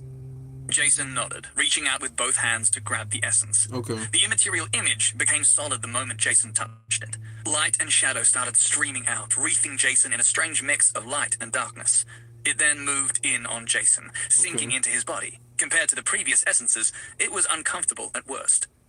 You have absorbed Doom Essence. You have absorbed 4 of 4 essences. Progress to Iron rank 100%. 4 of 4 essences. Doom Essence has bonded to your Spirit attribute, changing your Spirit from normal to Iron 0. Master all Doom Essence abilities to increase your Spirit attribute. You have awakened the Doom Essence ability. Inexorable Doom. You have awakened 1 of 5 Doom Essence abilities. Okay. Once the essence was completely subsumed into Jason, a light started emerging from within his body. It was a strange, grey light, washing out the colors of everything it touched, from the grass to the adventurers sitting around him. Wow. They were unconcerned, Rufus smiling broadly, while Farah laughed, and Gary clapped enthusiastically. You have absorbed 4 of 4 essences. All your attributes have reached Iron rank. You have reached Iron rank. You have gained damage reduction against normal rank damage sources. You have gained increased resistance to normal rank effects. You have gained the ability to sense auras. You have gained the ability to sustain yourself using sources of concentrated magic. Okay. Jason leapt to his feet. He felt like he'd just been stabbed with a huge adrenaline needle, bursting with energy. That's He cool. laughed out loud, looking down at his own arms. The light was shining right through So his skin. so then he got more abilities that he This can unlock with the feels awakening, amazing. stone. The others also got to their feet. I feel like I need to go climb a mountain or something, Jason said. He was too caught up in the sensation of power surging through him to notice the others giving him sympathetic looks. Yeah, well, Gary said. Just give it a moment. What for? Jason asked. Why are you all backing away? The light started to diminish, drawing back inside Jason's body. As it did, he experienced a rising nausea, the sensation growing and growing Is he about to as he puke? resisted the urge to throw up. But he failed. He collapsed to his hands and knees, vomit spraying out of him. Red-brown So pus they already started oozing from his pores, expected that. staining his clothes and coating his skin in oily filth. He kept vomiting and vomiting, Wow. bloody tears pouring from his eyes. Wow. Finally, he fell unconscious, That's- dropping into a pool of his own body fluids. Ew. A terrifying stench was coming off of him, What? and the others backed even further away. Even in unconsciousness, pus and vomit fought their way free of his body. The others looked on until it finally subsided. That's crazy. That was a lot, Gary said. I've done a lot of essence rituals, Farah said, but I've never seen anyone purge that many impurities before. That's crazy. What do you think he's been eating? Gary asked. He's from another world, so there's no telling. So those Farah are said. impurities? Do you think we should have told him about that part? Rufus asked. Not at all, Gary said. Did you see the look on his face? Completely worth it. Wow. I kind of feel bad, though, Rufus said. It isn't like it would have been any different if he knew, Farah said. We all went through it. And he's an outworlder, Gary said. He didn't absorb his essences the same way we did. We couldn't be sure this would happen.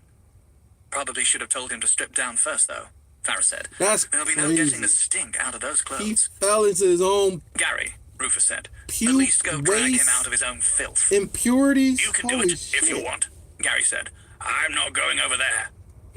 Farah? Rufus asked, but she shook her head. If you're so concerned, Farah said, then you go move him. Rufus looked over at Jason, splayed out in the stinking puddle. Right. I'm sure he'll be fine. They really don't want to get close to him. That's crazy. Chapter But yeah, 22. I like that too. Apocalypse Stone. Apocalypse Stone. Right. I need a shower. Oh, that was an Jason awakening said. stone. I thought that was an essence. You just had a shower, Rufus said. I need another shower. The stink won't go away. Oh, we're aware, Farah said. After waking up, Jason had been fed a stamina potion and pointed in the direction of one of the manor's bathrooms. After washing away the gunk that had oozed out of the very pores of his skin, he had changed into fresh clothes. What was that stuff all over me? Jason asked. We told you, Farah said. Reaching iron rank made your body advance closer to a state of perfection, which included purging your body of impurities. There is no way I was that impure. It did seem like a lot, Gary said, wrinkling his nose. Maybe he should have another shower. He still has awakening stones to use, Rufus said, and I want us out of here and on the trail by noon. Jason frowned as Rufus took out a pocket watch. Right. You have noon in this world? They explained timekeeping in their world to Jason as they went back outside. To his surprise, it seemed exactly the same as his own. He couldn't be sure how close their hours, minutes, and seconds. See, I want to used know once what he other knew abilities he without a gonna clock get, from his own man. world. This shit been But going they were on at least close. a long ass stream. It's weird they're the same, Gary said. Suspiciously weird, Jason said. What about the calendar? Jason asked. Is that the same too? The local calendar, as it turned out, was similar, but not the same, although not as close as the time. There were 12 months of 30 days, divided up into early, mid, and late stages of each season. There were 5 additional days that didn't count as days of the month for the solstices. I just feel like the everything is going equinoxes, so and the new slow. year, Like, which was at the god beginning of- damn, there we were just 12 need to get months of into 30 it. days, It took them divided up forever into to try to early, even mid, and late explain. stages of each season. There were 5 it took them additional for- days God that didn't damn. count. It took them forever to even try to explain all the shit that was going on with the runes and the stones and the awakenings, and I'm just like, shit, like, if I could do it now, explain it later. But I understand, like, you gotta explain it first. But I just hope his character develops some more. It seems like his character's already kind of developed a little bit more. Like he's not like, all right, I'm not gonna be indecisive. I'm gonna just kind of do it. I know what I want to do. I'm gonna join this adventurers guild or whatever it's called. As it turned out, was similar, but not the same, although not as close as the time. There were 12 months of 30 days, divided up into early, mid, and late stages of each season. There were 5 additional days that didn't count as days of the month for the solstices, the equinoxes, and the new year, which was at the beginning of spring. It still seems strange that we keep time the exact same way across 2 worlds, Jason said. Well, maybe someone from I'm your cold, world came here, bruh. Gary said. Saw how we do it, and took it back to yours. Or someone brought our system here, Jason said. Nah, that doesn't sound right, Gary said. Are you saying your world's better than mine? I'm Jason cold. asked. We have magic, Gary said. We have internet porn, Jason said. Will you two please stop? Rufus asked. Gary, go check on Anissa. Tell her she needs to finish up in the next couple of hours. Rufus, Farah, and Jason went back outside, the others giving Jason and his lingering smell some distance. Did something happen to you? Jason asked the others. Like what? Rufus asked. I'm not sure, Jason said. I'm getting a weird vibe from the two of you. From Gary. Bruh. Okay, I got it. It's just an ad. Okay. Cool. As well, the higher authority is Ah, laughable. damn. Mostly, What the fuck? his lingering smell some distance. Did something happen to you? Okay. Jason asked the others. Well, cool. Like what? Rufus asked. I'm not sure, Jason said. I'm getting a weird vibe from the two of you. From Gary Right, that as shit well. don't make any sense. It How the fuck feels- you gonna equate I'm not sure how to magic and describe it. internet porn? That's Dangerous, fucking maybe? crazy. Rufus laughed. That feeling is our auras, Rufus said. Now that you're Iron rank, you can sense them. We're both Bronze rank and not that far off Silver, so we're a lot more powerful than you. That's the danger you're sensing. You'll soon learn to differentiate strength and tell a monster from an essence user from a regular person. So it's like a warning? Jason said. Yes, Farah said. But it isn't completely reliable. Some monsters can hide their auras. People can too, if they have an aura power. They arrived back on the lawn outside, staying upwind of where all the Jason goo still lay in a puddle. Okay. You've already used an awakening stone, right? Rufus asked. Was it much different to using an essence? It was easier, Jason said. You need a ritual for those as well, right? You do, Farah said. Well, not you, apparently, but everyone else. How many stones do you have? 6, Jason said. Sheesh! Good thing you can just use them then, Rufus said. Going through a half-dozen rituals would take hours. Damn! Be that bad, Farah said. I've done a bunch of them so I can knock them out fast. They sat down on the soft grass, and 6? Jason took out his awakening stones, Holy laying them hell. out in a row. They were using these as part of the sacrifice ritual, Jason asked. Sometimes awakening stones get used as part of very powerful rituals, Farah explained. Even essences sometimes. They did make an apocalypse monster, Rufus said. Could that thing have really wiped out the world? Jason said. Not to say it wasn't scary, but it didn't seem up to the task of global annihilation. That's what I was thinking. They would have had to feed it for a long time Yeah. before it became a genuine threat. It probably Farah had to said. get fed. They probably Yeah. intended to keep it somewhere isolated and supply it with a steady stream of victims. Killing it as soon as it emerged was like smashing an egg before it could hatch into a dangerous animal. Right. Even if we hadn't, Rufus said, there are people far stronger than us that could deal with it.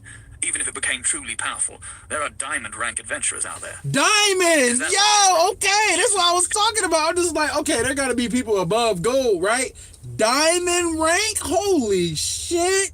I bet fucking diamond rank, man, they will squash some silver and gold rank adventurers like a bug, man. That's crazy. Diamond rank? I wonder if motherfuckers can like just like freeze people and turn people to stone, like some crazy ass like devil fruit abilities, make shit conjure out of thin air. Dangerous animal. Even if we hadn't. A lot of Rufus said, status there are windows people coming? far stronger than us well, that could deal with it. I'm Even if it not became the truly status powerful, window stuff there are doesn't diamond rank adventurers out there. the status window stuff doesn't annoy me that much or anything. I mean, the voices just all kind of the same. It's kind of just reading / listening. So need more information. I'm liking like slowly getting information, slowly getting my questions answered. I like that. Is that the highest rank? Jason asked. It is, Rufus said, but you don't see them very often. Or at all, if you're most people, Farah said. I've only met one because of Mr. Fancy Breeches here. I don't wear breeches, Rufus said. Rufus's grandfather is Diamond Rank, Farah said. He's chancellor of the academy his family operates. Diamond Rank essence users are the peak of mortal power, Rufus explained. The Adventure Society likes to keep 2 or 3 in the biggest cities, in case a Diamond Rank monster shows up. That rarely happens. Damn, why this shit always fucking up on me, bruh? Stop fucking up on me, yo. Sheesh. Though, so they largely go unseen. When you're that powerful, the idea of a hyper power, Rufus explained. The Adventure Society likes to keep 2 or 3 The in the Adventure biggest cities. Society, they keep... Bruh, it's still doing this. Yo, stop fucking with me, yo. Hell, damn. In case a Diamond... Chapter 22. Became truly powerful, there are Diamond Rank adventurers out there. I don't wear breeches. Adventure Society likes to keep 2 or 3 in the biggest cities, in case a Diamond Rank monster shows up. That rarely happens, though, so they largely go unseen. When you're that powerful, the idea of a higher authority is laughable. Right. Mostly, Diamond Rank adventurers are mysterious figures, pursuing goals known only to them. They do whatever the fuck they And there aren't want. that many Diamond Rankers in any case, Farah said. The only reason they exist in the numbers they do is because they live so long. They live longer? Wait, Jason what? asked. All essence users age slower, Rufus said. At Iron Rank, you wouldn't notice the difference, but Bronze Rankers can live well past 100. Silvers can double that. Reach Silver Rank young enough, and you look young for decades. Gold Rankers live for centuries, and I'm not even sure Diamond Rankers can die of old age. They're immortal? Jason Centuries? asked. It's a rumor, Rufus said, but a persistent one. There's kind of an unwritten rule that Diamond Rankers don't tell the rest of us the limits of their abilities. Damn. So like what, 600 years? Am I going to get super old now? Wait, did he say Keep raising silver your rank, rank? and yes. Let me go back. Silver rank young enough, and you look young for decades. Gold rankers live for centuries. Yeah, gold. And I'm not even sure Diamond Rankers can Gold. die of old age. Gold. They're immortal? Jason okay, asked. okay, cool. It's a rumor, Rufus said, but a persistent one. There's kind of an unwritten rule that Diamond Rankers don't tell the rest of us the limits of their abilities. So, am I going to get super old now? Keep raising a rank, and yes, Rufus said. Wow, that's quite a bombshell, Jason said. What's a bombshell? Farah asked. It's a weapon that causes a great big explosion. Imagine shooting Farah at people. We kind of do that already, Rufus said. So how do I raise my rank? Jason asked. I want some of that sweet immortality action. How about we walk before we run? Rufus said. You can't even properly progress towards bronze rank until you awaken every essence ability you have. That's all 20. The first step is using those awakening stones. Jason picked up the first stone and took a deep breath. So he can't even so he can't even go to the next rank until he unlocks all of the essence abilities. So he already got one of each essence. He's got 4 altogether. So he's got 4. So he needs 20. So that means he'll get 6 more, which means he'll be at 10. So he'll still need 10 more of them. But he got them pretty damn quick, so he should be able to get them pretty fast. What the hell? Damn. Yeah, he got 6. He got 6. So that means 6 plus 4. He already unlocked 4. So that means he should have wait, no. He's got the stars, right? He got the stars. So wouldn't the stars be no. Wait. I'm confused. So every time he unlocks an essence, he gets one of the abilities out of 5. So when he unlocked darkness, he unlocked the ability to see through, see in the dark. So that's one of his essence abilities. And then when he got the stars with the cloak and shit, that's another one. So he has 2. And then he's gonna get 6 more. No, he ain't gonna get 6 more. He got 3 more. Because he unlocked 3 more essence.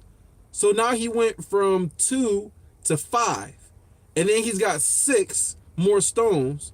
So he's going to go from 5 to 11. So he's going to have 11. He's going to have 11 and he needs 9 more. Okay.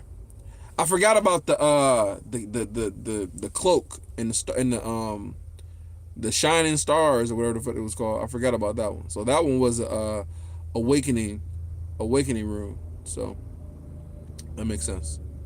And I think I was at 22. Chapter 22.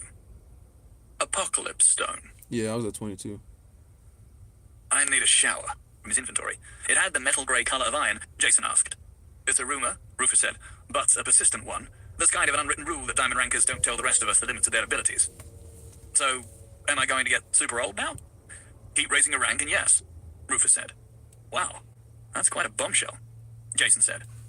What's a bombshell? Farah asked. It's a weapon that causes a great big explosion. Imagine shooting Farah at people. We kind of do that already, Rufus said. No, man, if you, So, man, how do I raise listen, my rank? if you're Jason? reading like 10, 11 books and shit, like, you ain't gonna remember all this. I'm surprised you remember as much as you do now. But, I mean, like I said, I'm learning all this shit for the first time, so I'm still trying to, like, keep it in my head. Because when you read too many stories at the same time, you're not gonna remember everything. Because you're just like, okay, you got this character, but then you read another story, you gotta remember these characters, whatever. But I also think that the better the story is, the more memorable it is. So that way you won't easily forget because you're more attached to the characters. You know what I mean? So you won't forget as easily. So you say you love the story. So, I mean, you probably remember a lot just because I mean, you read the shit 5 times. So that's a lot. Jason asked. I want some of that sweet immortality action. How about we walk before I we want run? that immortality action You can't even too. properly progress towards bronze rank until you awaken every essence ability you have. That's all 20. The first step is using those awakening stones. Yo, top Jason nodded, one? picked up the Oh, first stone, that's and high took a deep breath. praise. That's high Here we go. praise. The stone melted in his hand, sinking into his skin with little fanfare. You have awakened the blood essence ability, Leech Bite. You have awakened 2 of 5 blood essence abilities. Wait, That's it, Farah asked, in his hand. Sing every essence ability you have. That's all 20. The first step is using those awakening stones. Jason nodded, picked up the first stone, and took a deep breath. Here we go. The stone melted in his hand, sinking in his skin with little fanfare. You have awakened the blood essence ability, Leech Bite. You have awakened... you would rate T-Bait at a 6 or a 7? Oh, Lord, we're way off on that. I will say this. The later part, the current, like, part of T-Bait that is at right now is not nearly as good as, like, back when he was going into the relic tombs and, you know, he met Regis. But when he met Regis, that's when T-Bait went super high up for me. And then, like after he got Sylvie back, it kind of flattened out. It kind of flattened out for me after he got Sylvie back. But, I mean, I give T-Bait easily, as an overall story, a 9 out of 10. The ending is really gonna determine a lot. If it ends terribly, then it could drop it down a lot. But if it doesn't, then T-Bait could probably go down for me as like a 9, 9.2, 9.3, somewhere in that range. But you said this shit top 1. So what would you rate this then? So if T-Bait is 6 or a 7, what is this story rank? Don't tell me this shit a 10. You can't say this is a 10 already, right? I mean, I can see you saying a 9. Maybe a 9.5. I wonder what you rate this one. Yeah, listen, bruh. The Tessia, I mean, if you've been watching my videos and shit, I was going on rants talking about Cecilia. Cecilia is such a trash ass character. Like, every time her POV pops up, I'm just like, oh God, fucking Cecilia. Let me struggle through this shit because she's so trash, bro. Like, she's so fucking trash. But yeah, that's the worst part of the story, honestly, is Cecilia.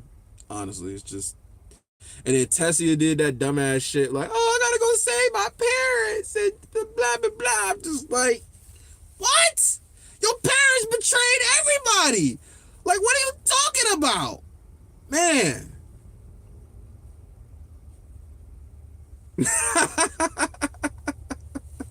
That's how I be, man. I be looking, I'm like, okay, we're ready for the next chapter.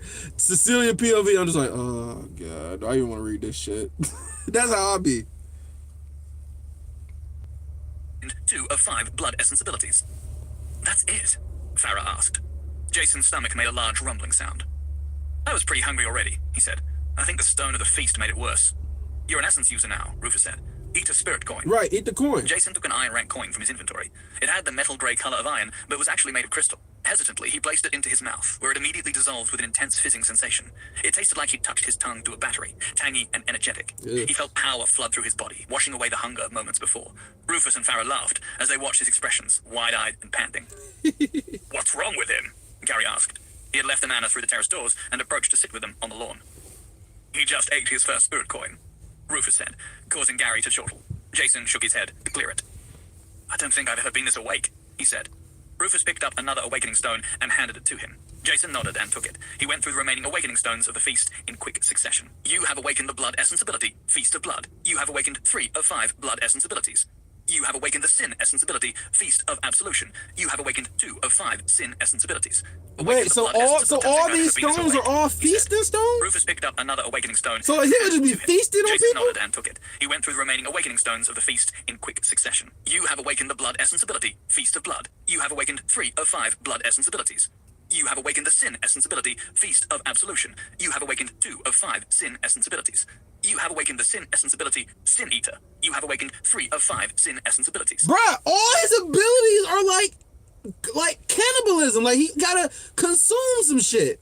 Feasting and I guess that's gonna be his synergy, right? Everything's gonna be just like, it's all just feasting. It is pretty fast. It is pretty fast. I don't know how I got to 1.5, but I got to 1.5 for some reason. But let me go back. Ate his first spirit coin, Rufus said, causing Gary to chortle. Jason shook his head to clear it. I don't think I've ever been this awake, he said. Rufus picked up another awakening everything's stone all and about handed it feasting. to him. Jason nodded and took it. He went through the remaining awakening stones of the feast in quick succession. You have awakened the blood essence ability, Feast of Blood. You have awakened 3 of 5 blood essence abilities. You have awakened the sin essence Feast of ability, Blood. Feast of Absolution. Feast of You have awakened Absolution. 2 of 5 sin essence abilities. You have awakened the sin essence ability, Sin Eater. You have Sin awakened Eater. 3 of 5 He's sin eating more essence shit. abilities. Jason had abilities before he reached Iron Rank, but now he could feel them within himself much more clearly. They were like hunting dogs, waiting to be unleashed at his command. Even without the descriptions, Jason clearly understood the abilities he had just awoken. 2 came from the blood essence, and were different ways of draining health. The other 2 came from the sin essence, letting him resist afflictions on himself or remove afflictions from others. Oh, My abilities feel incomplete, that's cool. Jason said. Like a puzzle where I don't have all the pieces. Right. There's a scale, Farah said. At one end of the scale is people whose abilities are individually strong. Those people don't tend to feel what you're feeling, because their powers might work together, but aren't reliant on one another. Those kinds of abilities are strong, but simple, Rufus said. Farah's abilities are like that. Of course, simple doesn't mean bad, Farah said. Right. Straightforward's power is the usually most effective solution to a problem. It's when you try to get complicated that things go wrong. According to people with simple powers. Not if you're smart Gary said. and you know how to use your Farah stuck her abilities. tongue out at Gary. At the other end of the scale, Rufus continued, our abilities that underwhelm in isolation, but used together become very dangerous. Affliction specialists tend to fall at that end of the scale, so expect your powers to feel awkward until you get the full set. Doesn't that dagger of yours poison people? Gary said. Right. Jason's dagger had been stored away along with the gear of his new companions. He had gotten it back at the same time Rufus reclaimed a pair of ostentatious blue boots. Despite the garish color, he was demonstrably quite fond of them. You can rely on your dagger for an extra source of afflictions until you've awakened all your powers, Gary said. Speaking of which, Rufus said, you have 2 more awakening stones to get through before we leave. Jason nodded, picking up the next stone. Unlike the awakening stones of the feast, his next awakening stone was higher rated. Item, Awakening Stone of Adventure, unranked, rare. An awakening stone filled with the spirit of adventure. Consumable, awakening stone. Requirements, unawakened essence ability. Effect, awakens an essence ability. With awakening stones, Jason said. A rare? You said rarity doesn't make stones better, right? Right. No, just more specialized, Farah said. And harder to find, obviously. All stones have some amount of focus, but there's no telling exactly what they'll give you. Those feast stones, for example, could have given you anything from mana-draining special attacks, to conjuring food, to summoning flesh-eating fish. People like to have some control, so stones with desirable specialties tend to be the most expensive. She patted Rufus on the knee. Although, when you come from a big, important family like Rufus here, they ship you high-rarity stones by the crate. There are no guarantees when it comes to awakening powers, though, Rufus said. Not even with the rarest of stones. What kind of awakening stone is that one? Rufus asked. Awakening Stone of Adventure, Jason said. Really? Farah said, surprised. Those are highly sought after, Rufus said. With a mid-rarity stone, it's hard to pin down what it will give out, but it's almost always a useful utility power. Just having a bunch of destructive combat powers makes you less useful to a team. They Gary keep said. listen, bro. Even Farah- They keep shitting on what's her name, Pharaoh or whatever her name is. They keep shitting on her having just simple power spells. Oh, you know, you need utility, and you know, just having a bunch of strong spells makes you useless and makes you trash. Man, they just keep shitting on her, yo. Like, damn, like they really don't like the fact that she only has powerful spells that attack and blow shit up. Like they just can't stop shitting on her, yo. Rarity Stone, it's hard to pin down what it will give Jeez. out, but it's almost always a useful utility power. Just having a bunch of destructive combat powers makes you less useful to a team, Gary said. Even Farah knows that. A few Farah. good utility powers can really help you when it comes to getting jobs, since lots of teams will be happy to have you along. Here we go then, Jason said, as the stone melted into his hand. His whole forearm went numb, and for a moment he could see right through it before it returned to normal. That was weird. You have awakened the Dark Essence ability, Path of Shadows. You have awakened 3 of 5 Dark Essence abilities. Path of Shadows. Ability, Path of Shadows, Dark. Special ability, Dimension, Teleport. Cost, low mana. Cooldown, none. This motherfucker can teleport! Yo, that's crazy! Yo, so that means that if anything is happening and they're in some precarious situation and they can't get away, he can literally start teleporting their ass. Bruh, teleportation? Yo, but then maybe as he masters it, he could probably teleport longer and longer distances. Maybe he can make portals. Man, this shit crazy, yo. Shadows. You have awakened 3 of 5 Dark Essence I abilities. mean, this is God stuff, right? Ain't this God Dark. stuff? Special ability, Dimension, Teleport. Cost, low mana. Cooldown, none. Current rank, Ain't no- Iron, 0. ain't no 0%. cooldown? Effect, Iron. Teleport using shadows as a portal. You must be able to see the destination shadow. Bruh, Teleport between that is shadows. crazy. Yo, all he need is that skill, and that's defense. I mean, it depends on how fast he can teleport, though. If he can teleport super fast, because think about it, it's not even like what's his name? Nightcrawler, I think, is from the X-Men. It's not even like him because he doesn't even need to see it. He can like teleport based off of places he's already been to before, I think. So he said he needs to see it. So, and does it have to be a dark place? Because it says shadow, so does it mean it gotta be a dark place? None. Current rank, Iron, 0. 0%. Effect, Iron. Teleport using shadows as a portal. You must be able to see the destination shadow. Teleport between shadows, That's Jason said with a laugh. crazy. Now that's a proper magic That's power. crazy. He looked around for a shadow to try it out on, then stopped. Aside from this weird springtime estate thing here, Jason said, we're in the middle of the desert, right? Right. That's right. Ain't no Rufus said. shadows. I don't recall seeing a lot of shadowy nooks in a barren desert wasteland, Right. Jason said. That's limiting. It is a lot of open country, Rufus acknowledged. A little disheartened, Jason turned to his final Awakening Stone. Yeah, that's Item, whack. Awakening Stone of the Apocalypse. Unranked, legendary. An Awakening Stone containing a Seed of Annihilation. Consumable, Awakening Stone. This is gonna be his attack. Requirements, Unawakened Essence ability. Blow some Effect, shit up. Awakens an Essence ability. You have 10 Unawakened Okay. Essence abilities. Okay, let me guess. Okay, so which skill? So he's got, okay, this is gonna be Doom. Because he's already got, and they haven't even explained what his Doom ability does, but he already has the blood, he already has darkness, and he already has sin. The only thing he didn't get was Doom. So this has got to be Doom. This has got to be Doom. You are able to absorb Awakening Stone of the Apocalypse. Absorb. Yes, no. I'm a little wary of this one, Jason said. What kind of stone is it? Farah asked. It's, an Awakening Stone, Jason said. Of what? Farah asked. Of, well, the Apocalypse. Gary erupted into laughter, falling back on the grass. Rufus raised an eyebrow, while Farah's eyes went wide. Really? Rufus asked over the top of Gary's laughter. Should I actually use it? Jason asked. Yes! I'm not sure, Rufus said. I've never actually heard of that one before. Use it! It does sound like trouble. You should consider selling it, Farah said. No! An awakening stone like that would get you enough to buy all the awakening stones you're going to need. Don't you dare, Gary yelled. Hell no! You're going to use that stuff. You ain't selling shit! Gary, Rufus said.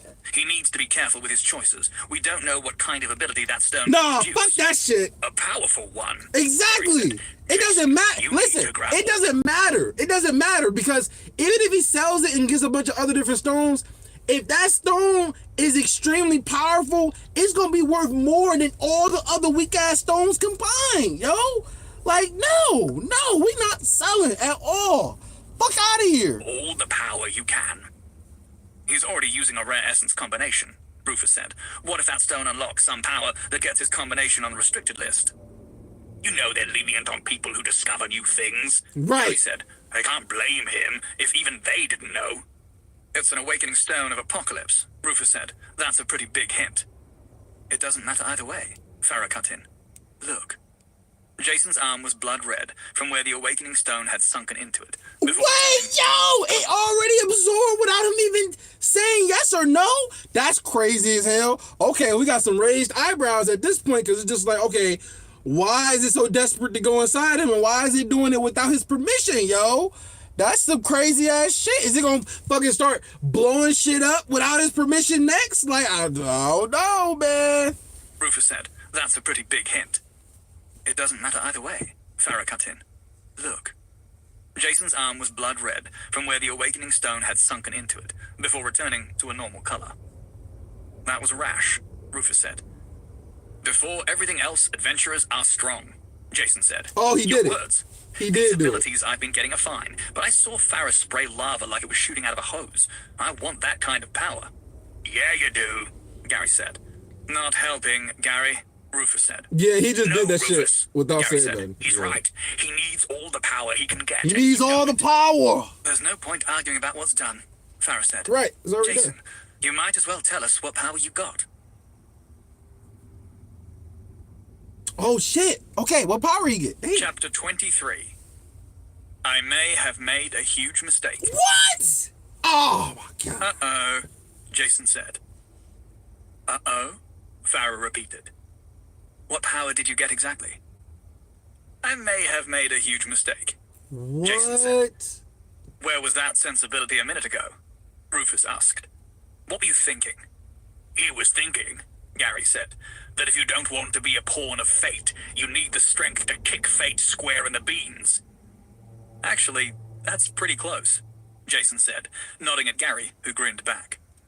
Would you please just tell us what the Right. power is? What the fuck can you do? Farah asked. It's a familiar power, Jason said. That's like a magical companion that follows you around, right? That's right, Rufus said. What kind of familiar do you get from an awakening stone of the apocalypse? Okay. Funny story, What? Jason said weakly. Wait.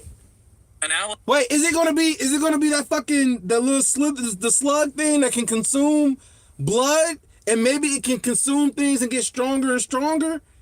You know, so maybe it can use the blood of different things and feed off of it and then continue to get stronger and stronger, and every time he brings it out, he can like use it to like feed off of the dead corpses and get stronger and stronger.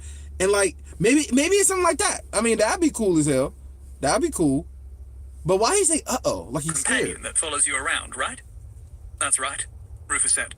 What kind of familiar do you get from an awakening stone of the apocalypse? Funny story, Snake? Jason said weakly. An hour later, Jason was drawing a complex magical diagram in chalk on the floor of one of the manor's many rooms. They had taken out the furniture and the rugs. Oh, he's about to leaving a summon it? smooth, polished Okay. floor. Jason had been working on the diagram for some time, guided by the ritual magic knowledge inserted into his head, as well as Farah's expertise. He stopped drawing for a moment to take some powder from the nearby pouch on the floor. He sprinkled a pinch over the part of the circle he had just drawn, most of which started glowing. He rubbed out the parts that didn't glow and redrew them. The powder was ground down monster cores from lesser monsters. Jason had several, but they were all intact, so the powder had been provided by Farah. She was guiding him through his first magical ritual. Putting together a magic circle isn't as simple as knowing the right design, Farah But what explained. part of his Anytime she wasn't essence pointing is out the something specific, ability? she was though? lecturing. If it were that easy, I could just carry around a bunch of boards with different magic circles on them. Every time you draw a magic diagram, you need to adjust for the ambient magic conditions. A weak source of congealed magic, like the core of a lesser monster, is a perfect way to check your work. There's a ritual room under the manor with a permanent circle, Jason said. That must have been expensive, Farah said. You have to design the whole room around something like that to regulate the ambient magic. Did we loot that room? Wasn't much in there, Gary said. The most valuable stuff was set behind the walls and into the floor, so Anissa wouldn't let us touch it. It was all pretty trashed anyway. Jason got to his feet. I'm done.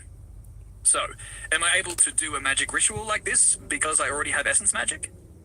You really don't know anything about magic, Farah said in wonder. Was that not clear at any point? Jason asked. He already said that. All right, Farah said. You understand essence magic already. Simple, instinctive. Usually doesn't cost anything but your own internal reserves.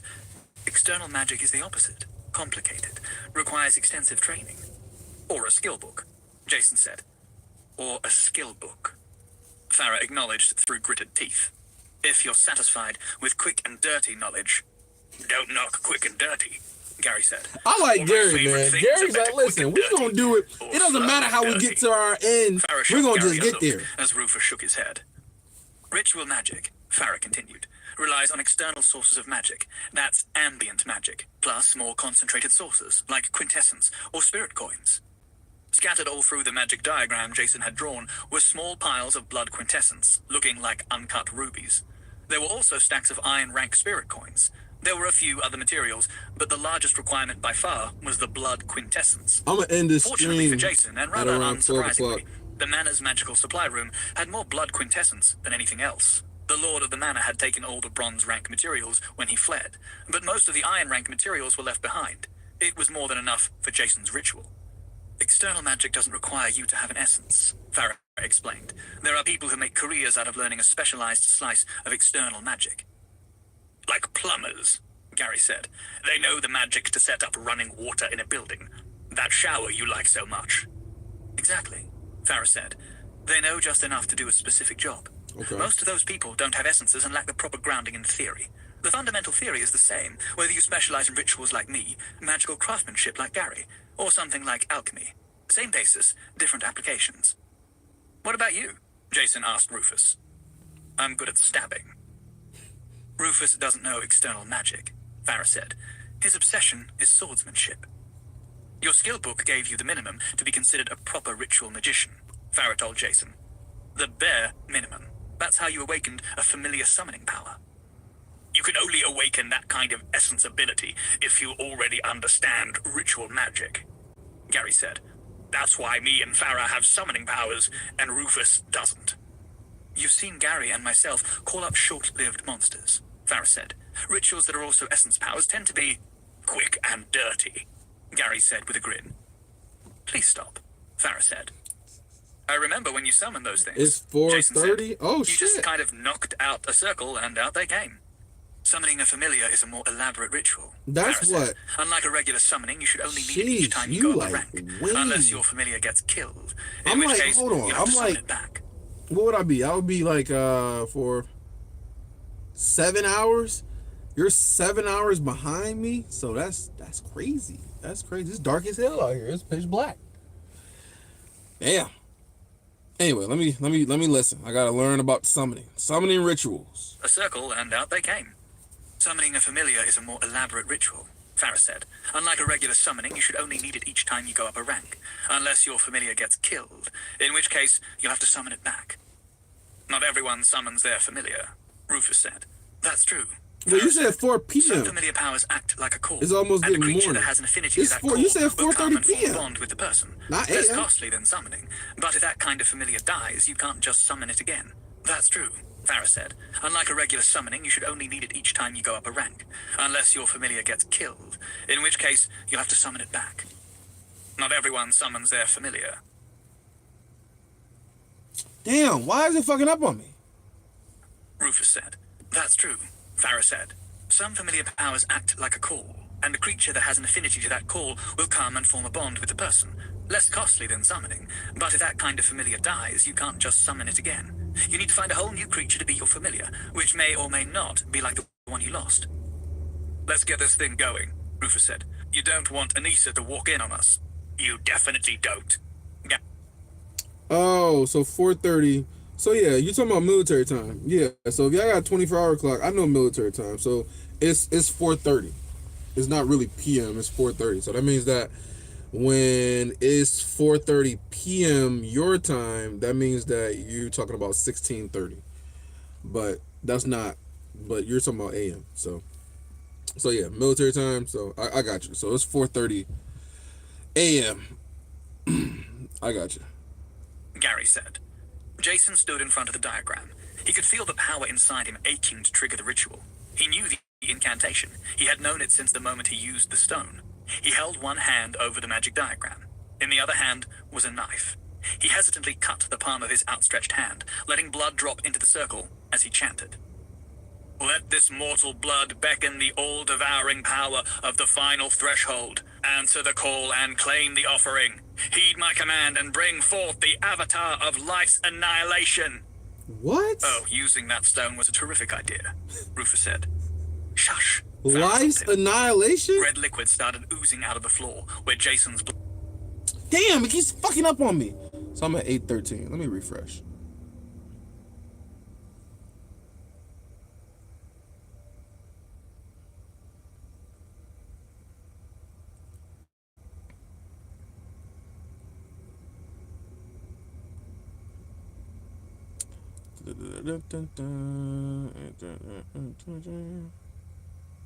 Chapter 23. I may have made a huge mistake. Okay. Avatar of life's annihilation. Oh, using that stone was a terrific idea, Rufus said. Shush, Farah told him. Red liquid started oozing out of the floor, where Jason's blood... What is he going to had summon? I'm dark, thinking thick and viscous. it's going to It be spread Doom. out over the entirety of the magic And diamond, maybe a snake, maybe obscuring that, the lines, maybe that, and only stopping when it reached the edge. that slug thing? Does that remind anyone else of something we saw recently? Yeah. Gary asked. The slug. Jason felt a prickling sensation spreading throughout his body. It became sharper and sharper, turning into pain as it focused on points on his arms, legs, and chest. He gritted his teeth, but yelled out as blood burst out of a dozen pain points, spraying over the circle. Rufus moved to intervene, but Farah grabbed his arm. Interfering now would be more dangerous than letting it happen, she said. Rufus turned a frustrated face to look at her, but stepped back on seeing her resolute expression. Blood sprayed out of Jason like a fountain, ripping right through his clothes. He staggered, struggling to stay upright as the blood kept spurting out of him. Because As it the needs mixed with blood liquid on the floor, the obscured lines of the diagram in order underneath started to light up, to strengthen. shining red light through the liquid. So yeah, The it's other got to three be looked the at each other apocalypse thing as that the they room was killed. filled with the same red light that had suffused the ritual chamber they escaped together. Jason stumbled as the blood finally stopped pouring out of his body. He was pale and sweaty, swaying as he struggled to avoid toppling over. But he remained on his feet. His eyes were locked on the glowing red pool in front of him. Rufus and Gary flinched as a leech with a horrifying ring of lamprey teeth emerged from the pool, mirroring the scenario of the day before.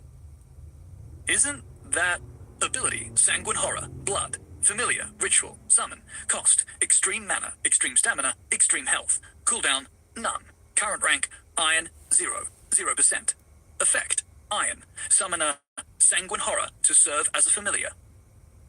Extreme mana, extreme of lamprey The sanguine horror, bruh. mirroring the That's scenario wild. of the day before. Think about that though. They had to have all these rituals and sacrifice all these people to bring this thing alive, and now he can bring it alive and just. I guarantee you. I literally said this shit. He probably is going to bring that shit back and is going to feast on blood and get stronger and stronger and stronger. Isn't that That's ability crazy. sanguine horror, blood, familiar, ritual, summon, cost? Oh, so it's from the blood extreme stamina, category. peak, It's not even from the emerged Doom the pool, category. mirroring the scenario of the day before. Damn. Isn't that ability sanguine horror, blood, familiar, ritual, summon, cost, extreme mana, extreme stamina, extreme health, cooldown, none, current rank, iron, 0%. Effect, iron. Summoner, sanguine horror to serve as a familiar. Wow. A second leech crawled up through the red liquid, then a third and fourth, as their rate of appearance accelerated. Soon leeches were tumbling out until they formed a waist. What if he can ride it though? Like Unlike ride their it across the experience desert and previous day, shit. No bloodied rags appeared to push the pile into a humanoid shape. The pile remained as a pile. Wait, The red what? pool slowly soaked into the floor, which absorbed it as if it were disappearing down a drain.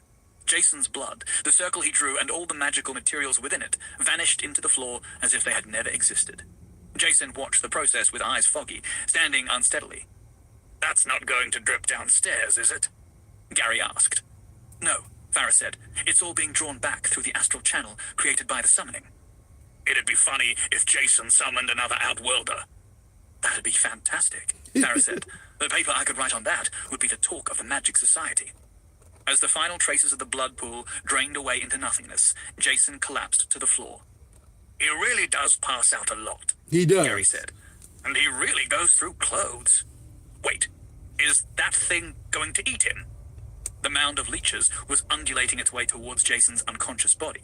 It wasn't far, but the pile moved slowly. It's his familiar, Farah said. Maybe they're It's going to not give him eat strength. They watched the slow-moving pile undulate closer to Jason's unconscious form.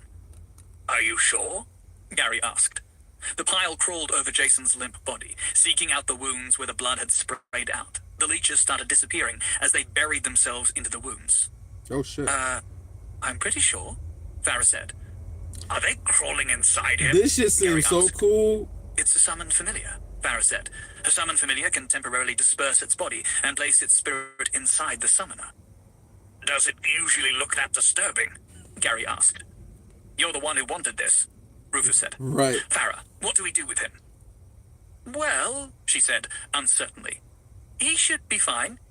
He's covered in wounds, Gary said, with leeches crawling into them. They won't hurt him, Farah said. They're not even really crawling inside him. Look closely, and you'll see they're actually merging into his blood. See how they're kind of melting as they push their way in? I think that might be worse, Wow. Gary said. That's crazy. I mean, melted leech can't be something you want in your blood, right? He'll be fine, Farah said. Probably. Every familiar gives different benefits when it subsumes itself into the summoner. They can merge themselves into the hair, the skin, even the aura. If I remember rightly, I know, the ones who right? get into the blood usually induce rapid healing. So really, he should be better than fine. They watched. Yeah, that's what I was thinking. It was probably going to heal him, though. That's what I was thinking. But yeah, if he was awake during that shit, that's some creepy, crawly ass shit. But he's passed out, so he can't feel any of this. As the last of the leeches vanished into Jason's blood. The All three of- adventurers stood over Jason, all of still them lying inside? unconscious Damn. and undignified on the floor. Is he healing? Gary asked. I can't tell, Rufus said. There's blood all over the wounds. Well, wipe some off, Gary said. You're the one who wanted him to use that stone, Rufus said. They keep You wipe saying some that. off. I have fur, Gary said. I don't want to get blood in it. Since when has that been a concern? Rufus asked. It's a new thing, Gary said. I'm growing as a person, and I think you should support that by being the one who wipes the blood off. Farah shook her head, pulling a handkerchief out of her pocket. You two are children, she said, on Jason's arm. Underneath was clear, unbroken skin. There you go. See, she said to the others. I told you he'd be fine. I had total confidence. Jason regained consciousness while being rattled around in the back of a wagon. He was on a blanket, but it barely softened the hard wood he was lying on. It was an open wagon, giving him a wide view of the rocky desert as he looked blearily around. In the wagon with him were Farah and Anissa, while Gary was on a seat at the front holding reins. Rufus wasn't in the wagon, but instead riding alongside. He was in the saddle on one of the two-headed horse lizards called Heidels, leading a string of them all tied together. Okay. Why would you bring those horrifying things? Jason called out to him. You're hardly in a position to talk, Rufus called back Right. with a laugh. Horrifying. Jason could feel the blood monster flowing through his veins. It was unnerving, but he couldn't help but grin at the sensation of power. How are you feeling? Farah asked. Tired, Jason said, but strong. Are you still not going to tell me what happened to him? Anissa asked Farah, not even looking at Jason. Him is right here, Jason said, and you could ask him yourself. Anissa turned her gaze to Jason. Then what happened to you? She asked. I said you could ask, Jason said. Didn't say I'd tell you. Gary burst out laughing from the front, Farah That's stifling crazy. a chortle behind her hand. Anissa schooled her fury into a look of blank disdain and turned away, staring out They at the really be desert fucking with horizon. her, yo. Chapter 24, All right. Astral Space. So it looks like we get through one more chapter. So how long are we going to be trekking through the desert? Jason asked. I'm not saying there isn't a stark beauty to it, but I'd like to go someplace where even the sunshine isn't actively trying to kill me. They'd left the manor at noon, while Jason was still unconscious after his summoning ritual. By the time they stopped for the evening, he was feeling battered by half a day of riding in the wagon over rocky desert terrain. They camped in tents taken from Farah's magic chest All right, cool. and set off again in the morning. The wagon's progress along the little-used trail was slow but steady, only 20 pausing occasionally hours? to Holy water the shit. hydles from a barrel in the wagon. The creatures could handle the arid conditions well enough, but couldn't forego water entirely. There were a dozen of them, between Rufus's string and the 4 pulling the wagon. Rufus had insisted on taking them over Anissa's objection, refusing to leave them to starve in the stables of the abandoned manor. Yeah, that's a They long had taken a time. wagon because the lord of the manor had taken the more comfortable carriages when he fled, Better get some only sleep. leaving a few uncovered wagons behind. After waking up in the back one, Jason had joined Gary on the driver's bench so he could take in the landscape. Luckily, Jason's slight build required little room, as Gary's huge frame occupied most of it. It kind of looks like parts of my homeland, Jason said. Hey, I'm enjoying the We call it story. the Shit. Outback. Outback of what? I'm really just Gary curious how asked. things are gonna go. Outback of everything, Jason said. We'll reach a village this afternoon, Gary said. Not sure how long we'll stay. The guy that set us up lives there. We're going to pay him a little visit, Farah said. After that, we're about 2 days from the river valley. From there, it'll be a nice boat ride down to the coast. That'll take a couple of days and bring us right into the city. I'd like to take a couple of days with the prick that served us to those cannibals, Farah said. We should be leaving that man to my church, Anissa said. His betrayal to my god was greater than his betrayal to you. Oh my god. No one was going to eat your god, Farah said. We're going to peel this prick like an apple. You have apples in this world? Jason asked brightly. I love apples. Me too, Gary said brightly. Remember not to kill him, Rufus called from where he was riding alongside the wagon. He has questions to answer. Oh, don't worry about that, Farah said. I'm going to take it nice. We still don't even know all his other harvest abilities. They haven't even explained it. Is the heat getting to me? Jason asked. Or is that mountain green? The hills and mountains they had seen were largely barren, with a few scraggly trees at best. The trail led them in the direction of a dark green mountain. On the lower reaches, it was largely plant life, more verdant than elsewhere in the desert. Towards the peak, it was bare stone, which was also a deep green color. Green marble is a regional specialty, Farah explained. They export a lot of it through the city on the coast, which is where we're going. They even named the city Greenstone. There's a village on the other side of the mountain, Gary said. That's where we're headed now. The village is based around quarrying, Farah said. We'll see more traffic from here on as they cart the stone to the river and boat it down to the coast. The trail improved as it curved around the base of the mountain. It became wider and smoother, making the wagon ride less bumpy. As they made their way around the mountain, Jason spotted rapidly increasing signs of life. The occasional patches of yellow grass became thicker, with more of the rare, scrubby trees. They passed several quarry faces before the village came into sight. The trail had become a proper road at that point, and their wagon became one of many. Jason noticed magic was being combined with manual labor, resulting in a more modern operation than he would have expected. There were even huge slabs of stone floating over the ground, along minecart-style rails that glowed with magic. When the village itself came into view, Jason was agog. From high on the severe slope, water sprayed out from a hole in the mountain itself, catching the light in a gorgeous waterfall that spilled hundreds of meters to a pool below. The pool fed a wide channel, stretching the better part of a kilometer into a small lake. There was a village built up around the shore of the lake. The lake was ringed with green, rich grass and some kind of palm tree. The village buildings were nestled amidst the lush greenery, buildings of stone, white plaster, and occasionally vibrant green marble. You could make some real tourist money here, Jason said. Pretty, isn't it? Farah said. She had got up on her knees So they behind still gotta Jason and find Gary that to look guy who out. set them up, huh? Jason's gaze drifted up to the waterfall, spraying out of the mountain. Oh. Aren't they worried about digging into the water source? He asked. Almost every oasis in this desert has a magical water source, Gary said. They could tear this mountain down to the ground, and the water would just fall from the sky. How's that work? Jason asked. There's an astral space connected to this desert, Farah said. I'm assuming you have no idea what that is. From the name, I'd guess some kind of interdimensional pocket, astral space? Jason said. Yeah, actually, Farah said. It's connected to various places around the desert and produces a bunch of water, therefore oases. That sounds awesome, Jason said. Wonder if I could get up there for a closer look. Astral spaces are pretty common, Farah said, but normally they're sealed off, and you need magic to track one down and break in. Being naturally open like this is rare, especially with so many apertures. The river we'll be going down comes out to the biggest one. You can't just constantly introduce new water, Jason said. Even if it takes a long time, it'll eventually start messing with the climate. No, Farah said. The water coming out of the astral space has a high level of magic. When too much accumulates, it turns into water quintessence. When it forms, it condenses huge quantities of magically imbued water into a little crystal. Is the crystal super heavy? Jason asked. No, Farah said. Why would it be? Conservation of mass? Jason said. Right. Or energy, or something. Physics isn't my thing. Gary and Farah glanced at each other and shrugged. Physics. They were quickly getting used to not knowing what Jason was talking about. They probably don't know Farah what pointed out physics what is. looked like fishing boats on the small lake. Those are all people scouring the bottom of the lake for it, she explained. As forms of quintessence go, water is a common one. It's one of the most useful, though. Especially in the desert, Gary added. Being able to find it reliably means there's real money to be made. Yeah. Probably for Farah normal agreed. humans, There's or whole normal villages people. along the coast dedicated to hunting 'Cause they don't water need quintessence that forms after the river water washes out to sea.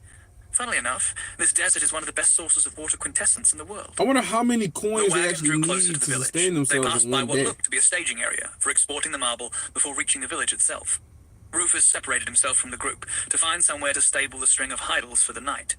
An inn would have livery, with room enough for the ones pulling the wagons, but not the extra ones as well. The village was made up of a single, circular street running around the entirety of the lake, paved in tan-colored brick. It looked like sandstone, but for all Jason knew, it could be some weird magic rock. The brick was close enough to yellow that if it didn't loop in a circle, he'd expect to find a shady fake wizard at the end. Or a real one, he said to himself. I wonder if I count. There were buildings on either side of the ring road. The ones fronting the lake were larger and nicer. The smaller buildings were made from the same brick as the road. The larger ones were coated in a white plaster with green marble embellishments. The buildings were pleasantly placed among the trees and bushes growing around the lake. It was a stark contrast to the desert, with its dry dirt and spiky scrub. The smaller buildings had their own appeal, with an inviting homeliness to them. The street was busy with people, but more than broad enough that neither Well, how many wagons more nor chapters I got pedestrians left? were inconvenienced. So I'm Looking on around, 24. everyone seemed happy. Gary pulled the wagon to a halt in front of an inn, and everyone climbed off. After hours of riding the wagon over bumpy ground, 24 Jason's out body of was creaky and sore. 114. He took in a luxurious breath, heavy Okay. with moisture from the lake. Compared to the dust and heat of the open desert, it was like drinking in nectar. Think I might walk off the stiffness of bumping along in this wagon, Jason said. This is my first piece of civilization not full of cannibals. Hopefully. They're not cannibals that we know of, Farah said with a laugh. Good, Jason said. I think I'll have a look around. Sounds good, Gary said. I'm going to get us some rooms and get these titles unhitched. Then Anissa and I will track down our little friend, Farah said. Don't want him spotting us and running off. So not a whole Anissa lot nodded happened her in assent. this chapter. Will he still be in town after selling you out? Jason asked. Should be, Farah said. He wasn't expecting us to ever come back. Right, because he expect them to be Do you dead. need any money? Gary asked Jason. I have some gold spirit coins left, Jason said. The rest are lower ranked, but I have a lot of them. Will that be enough? Gary and Farah started laughing. Even Anissa had an amused look on her face. What? Jason, Gary said, a gold spirit coin would buy the nicest building in this village, and I doubt there's enough currency in it to give you the change. Wow. Unless you're buying magic items or bulk trade goods, most people use lesser spirit coins, iron rank at the most. What's the exchange rate between coins? Right. Jason asked. Actually, I'll figure it out myself. That's part of the fun in coming to a new place, No, right? bro, you gonna get ripped The off. spirit. You gotta learn this so you don't get ripped off. What's the exchange rate between coins? Jason asked. Actually, I'll figure it out myself. That's part of the fun in coming to a new place, right? That's the spirit, Gary said. Oh my god, this motherfucker about to get ripped. He about to get so ripped off, yo. That's the only way you learn. You learn by getting your ass ripped off. So if a gold spirit coin can buy you the nicest building in this city without even giving you enough money for change, then that must mean like the silver and the bronze, like the silver and the bronze are too expensive. So they said they use lesser. So iron rank, bro, yeah, he rich as fuck. That's why he used. That's why they was all. That's why they were surprised that he had a fucking what was it? The bronze coin, and then he had a golden coin to get rid of the bar. Man, that's crazy. That's crazy. So yeah, he rich as hell. He rich as hell. But that's cool though. So now he about to just kind of get his ass ripped off in the next chapter and kind of do some exploring. Maybe he might find I hope they give us some more details about his abilities, but maybe he might find some another ability stone, or awakening stone is what they call it. But yeah, but this is cool though. So I still got a lot more chapters left. I'm gonna continue this tomorrow at some point. I'm not gonna guarantee I'm gonna continue tomorrow, but most likely I will. But yeah, that's cool. But I appreciate you joining in and staying for as long as you did though. It was cool. It was cool. Giving me some more information and shit. I was enjoying it. But I'm about to get up out of here, go to sleep. Gotta wake up early in the morning. But like I said, I appreciate you joining in. And see you next time I make a video. Peace.